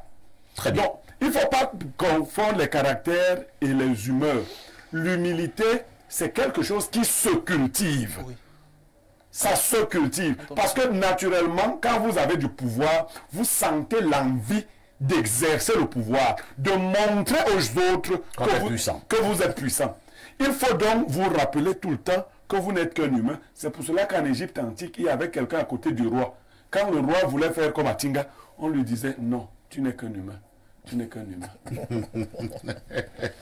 Pourquoi le quartier Tinga ne ferait pas le quartier Mongo ou le quartier Lonka Mvogada par exemple. Ou bien Mvogada. Pourquoi Tinga? Alors, Sa Majesté Ndondo, quelle attitude le peuple devra avoir en face d'un dirigeant qui manque fatalement d'humilité? Je crois que c'est Olympe qui le disait, que le pouvoir corrompt. Et le pouvoir absolu corrompt absolument. Ouais. Comprenez? Le pouvoir a quelque chose de particulier, c'est que vous êtes inhibé par une idée de puissance qui fait que vous ayez, n'est-ce pas, le droit de vie de mort, le droit de vie et de mort sur vos sujets. Ah, j'ai parlé en tant que chef de village, je n'ai pas... mais c'est ça, le pouvoir. Vous avez un pouvoir j'ai le pouvoir sur de mes vos sujets. sujets. Oui, j'ai le pouvoir sur mes sujets. Alors, j'ai toujours estimé que ce genre de mots sont péjoratifs. Parce qu'en fait, c'est une dérive du qu'on pouvoir. appelle quelqu'un sujet. Oui, j'ai j'ai du pouvoir sur mes sujets. Et le pouvoir que j'ai sur mes sujets... Ça, c'est l'indigénat qui faisait parler comme ça. Parce que le pouvoir, en fait, il est divin. Oui, ça, le pouvoir, il est divin. Il est divin. Donc, il n'y a que Dieu qui a droit de vie ou de mort sur les gens en principe. Voilà. Une fois qu'un humain intègre cela en lui, il est fatalement dans la dérive. Exactement. En fait, la question que vous lui avez posée de savoir qu'est-ce que le peuple doit faire d'un dirigeant Et c'est toi qui lui réponds? Oui, qui est orgueilleux, on le destitue. L'exemple le plus patent, je crois, c'est le président Richard Nixon. On le destitue. Aux États-Unis, avec le scandale du Watergate qui était devenu très avant, on l'a destitué en 1974. Vous pensez qu'en Afrique, on destitue les chefs parce qu'il est... Donc, un chef... Bernardo pense que un chef qui est orgueilleux, le peuple doit prendre ses responsabilités en vue de sa destitution. Tout à fait. Moi, je crois qu'on ne se situe pas dans la même parce que la fonctionnalité d'un État, ou le fonctionnement d'un État... Il faut qu'on comprenne encore bien. Oui. Vous avez un chef qui ne reçoit personne. Vous avez un dirigeant qui ne comprend pas, qui n'écoute personne. Vous avez un dirigeant, quand il passe, ce sont les roues de ses voitures qui vous versent la boue au corps. Vous avez un grand dirigeant qui méprise tout le monde quand il vient au village. Vous avez un grand ministre qui insulte tout le monde. Qu'est-ce qu'on fait de ce genre de dirigeant? On ne devrait pas le mettre à l'écart?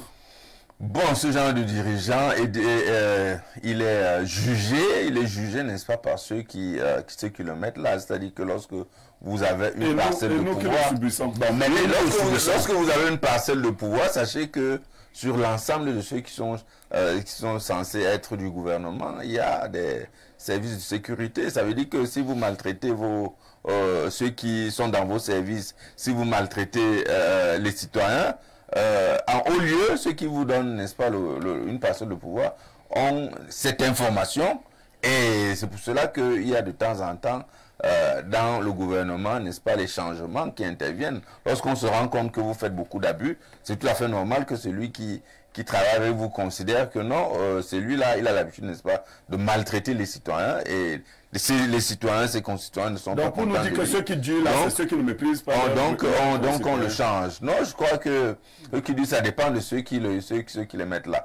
Je voudrais quand même dire que... vous chuterez par là. Même Sarkozy disait qu'en réalité, la société a besoin d'être guidée. Nous ne pouvons pas, je ne peux pas accepter votre discours. Est-ce que Sarkozy attendez, je ne peux pas accepter le discours selon lequel on peut vivre dans une société sans que la société ne soit dirigée, sans qu'il y ait des gens qui prennent des initiatives, sans qu'il y ait des gens qui aient, n'est-ce pas, le pouvoir de commander la société. On ne peut pas être dans ce genre de société. On ne peut pas être dans une société où il y a de l'anarchie. Sa Majesté, est-ce que commander veut dire mépriser? Abuser. Non. Abuser, piétiner, humilier. Pas du tout, pas du tout. Permettez-moi, j'insiste souvent sur ce plateau en le disant tout le temps. Dans une société structurée, organisée et cohérente, qui est en harmonie avec ses valeurs, le dirigeant n'est pas véritablement choisi par une poignée de personnes. C'est le peuple qui reconnaît en quelqu'un un certain nombre de qualités. Qui commence à le recharger énergétiquement. Et qui le pousse vers le sommet. Parce qu'on voit en lui ses qualités naturelles. Prenons un cas sur ce plateau. Monsieur Niemek, par ceux qui nous regardent souvent, mais je ne le lance pas. Vous voyez, il y a un discours qui tend à être cohérent. On dit tout le temps, il est franc, il est franc, il est franc. Il ne dit pas ici que je suis franc. Il dit je vais faire, je vais faire. Avant d'être franc, il sera franquiste, hein? Mais là, c'est pas toujours il n'est pas le message. Mais c'est pour vous dire que vous voyez, si aujourd'hui une masse de personnes décide de faire de lui un leader politique éventuellement, il ne sera pas porté comme candidat. Les gens auront reconnu en lui certaines qualités qu'on veut pour un dirigeant. Donc c'est pour vous dire que ne pensez pas que les gens doivent être guidés dans le sens où parce qu'ils sont puissants, ils doivent les guider. Non, on se laisse guider par ceux à qui on reconnaît quelque chose. Moi, fondamentalement, ce n'est pas une façon de me jeter les fleurs. Et ils me connaissent en off. Je suis un homme qui écoute. Quand on me dit j'écoute, sauf que je n'écoute pas tout le monde. J'écoute ceux qui semblent démontrer un certain nombre de... Je voulais chuter quand même. C'est vrai que chuter, parce que... Je voulais donc dire que... Ne vous fracassez pas. Non, je ne me fracasse pas. Je voulais dire qu'en toute société, n'est-ce pas, il faut laisser la possibilité à cette société, n'est-ce pas, d'être dirigée, d'être orienté, d'être organisé par ceux qui sont les leaders, vous comprenez un peu. Et le discours du choix entre la bonne gestion, la bonne exécution d'un certain nombre de choses et les dérives, bon, ça se fait, on a le pouvoir judiciaire qui existe pour ce genre de choses. Parce qu'en toute chose, dans une société, pour qu'une société fonctionne, il faut toujours, n'est-ce pas, qu'il y ait des dirigeants. Sarkozy l'a dit, il le maintient, qu'il ne faut pas avoir peur d'être un leader qui soit jugé par ses concitoyens. Vous pouvez prendre l'exemple de Sarkozy. Oui, parce que c'est un grand exemple. Est-ce que Sarkozy est un exemple c'est un très grand exemple. Il faisait un exemple d'humilité? Non, de leadership. Oui, mais pas d'humilité. On peut être plus pédant que Nicolas Sarkozy. C'est pour ça qu'il ne faut pas avoir peur d'être un leader et d'être jugé par ses concitoyens. Merci bien. Je vois que vous aimez bien Sarkozy.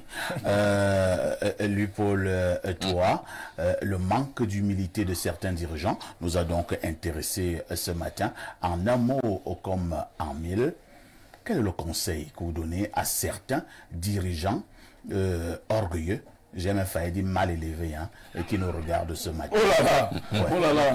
Alors, ce qu'il faut dire, des dirigeants mal élevés qui nous regardent. Ce qu'il faut dire ici, en fait, c'est que la première des choses, c'est que les hommes devraient savoir une chose. C'est que tout ce que nous possédons dans cette vie nous est prêté pour un usage bien précis. C'est-à-dire que si vous avez réussi à vous acheter un véhicule, si vous avez réussi à vous construire, cela vous est prêté pour un usage bien précis. Parce que à la fin, d'accord, à la fin, nous partirons, nous laisserons toutes ces choses-là, le pouvoir, les biens matériels, etc., etc. Donc, il faut faire très attention. C'est pour ça que, on l'a dit ici en entame, plus on monte, plus il faut cultiver l'humilité. Monsieur Toa, s'il vous plaît, rappelez-leur que notre existence matérielle est cyclique. Voilà. Un jour on est en haut, un jour on est en bas. Effectivement. Tout ce qui est debout finit par tomber. Tout ce qui est en haut finit par se retrouver en bas. Donc quand on est en bas, attendons quand on sera en haut. C'est nous les pauvres qui pensons souvent que les riches vont aussi devenir pauvres. Non, je ne parle pas de la pauvreté matérielle. En réalité, il y a un proverbe bantou qui dit que la vie d'un être humain est comme les testicules d'un mouton. Parce que un matin ça tape à gauche, un autre ça tape à droite.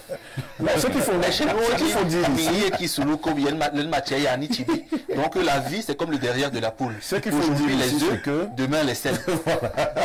Lorsqu'on n'est pas homme, on se désociabilise. On est train au lieu d'être respecté. Et on est à la fin isolé. D'accord?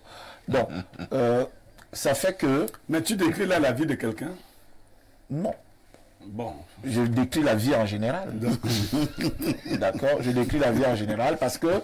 Et puis l'humilité, monsieur Parfait, doit être quelque chose qui se cultive, qui s'apprend même dans les écoles.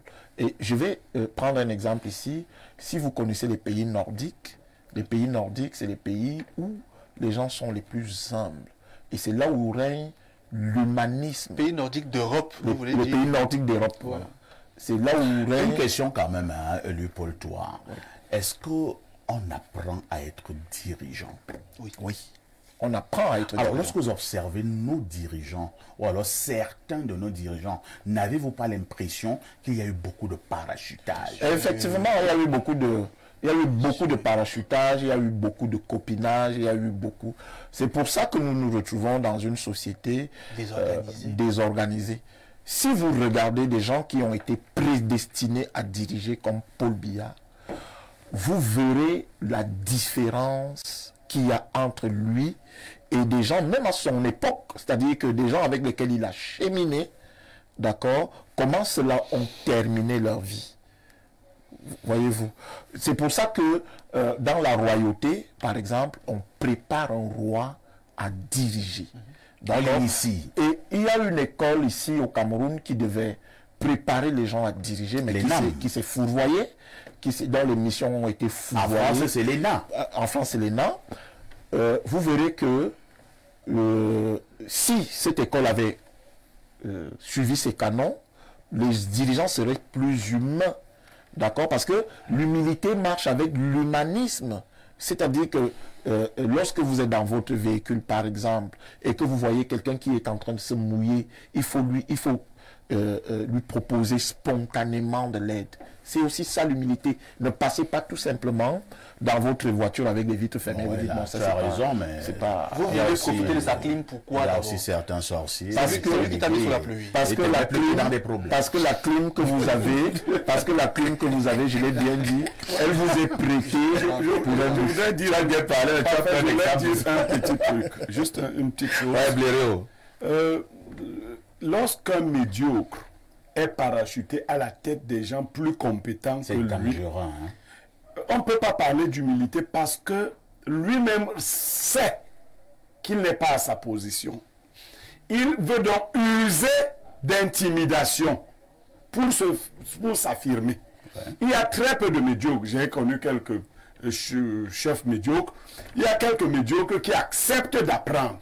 Moi, j'ai eu un chef qui m'a dit, de toi à moi, honnêtement, on m'a mis au-dessus de toi, mais il faut que tu m'enseignes le travail. Et ça s'est bien passé. C'est l'humilité. Non, vraiment, je lui rends hommage. Ce que vous soulignez, c'est une dame. Ce que vous soulignez est très, très important. Pourquoi c'est important? Voyez-vous, on ne travaille pas, par exemple, dans les domaines pour lesquels on a des compétences, généralement. Et lorsque vous êtes quelqu'un de humble, vous apprenez. Il n'y a pas de honte. Non, malheureusement, quand les gens sont cooptés par des réseaux, ils viennent avec des idées suprémacistes. C'est ça. Et ils créent donc un climat délétère. Ils ont pour ambition d'abord d'écraser tous les compétents. Ils disent que l'humilité, c'est pour les pauvres. Non, ils disent qu'ils veulent écraser tous les compétents. Effectivement. Ils créent donc des systèmes où ils doivent être informés de ce que les gens se disent, même quand vous mangez, quand vous marchez. Ça, c'est les incompétents. J'ai suivi quelqu'un dire une chose, je ne veux pas revenir sur ça. On n'a pas peur de travailler avec un collaborateur qui vous apporte la contradiction lorsqu'on est plus compétent que lui. Absolument. Merci. Salut le plateau. Et là, nous sommes au 226 de Burkina. Oui, parfait ici. Le président Biya attend quoi pour nommer Ondundo, Messi et bientôt la campagne présidentielle. C'est Paul depuis Ouaga qui envoie Il est l'homonyme du chef de l'État. le message. De toutes les façons, ils seront nommés un jour. Il y a un autre numéro là. Je ne sais pas, il s'agit de quel pays là? Le plus 971. C'est Dubaï, c'est les Émirats. C'est les Émirats Arabes Unis. Mon téléphone me l'a déjà indiqué. Merci. Bonjour, monsieur Parfait ici. Je suis une Camerounaise qui vous suit depuis à l'époque où vous étiez à Vision 4. J'apprécie votre travail. Malheureusement, elle a effacé le message. C'est bon, elle a passé le travail. Et elle n'a pas donné son nom. Mon téléphone me dit qu'elle s'appelle Daniel. C'est bien. Daniel, je ne sais pas pourquoi tu le fais, mais bon, nous sommes arrivés au terme de ce programme. Merci à lui, Paul Toua, qui était là ce matin, il est chef d'entreprise. Merci à Sa Majesté Ondundo Marius Patrick, qui était chef traditionnel, homme politique, mais également chef de plusieurs associations. Merci à notre consultant, Pierre Blérung-Mec, et à notre invité permanent, Bernardo Basson. Le journal de la mi-journée, c'est dans 8 minutes très exactement. Ce soir, vous aurez encore droit, comme d'habitude, à votre rediffusion à partir de 22h30 avec tout ceci. Que faites-vous encore ailleurs?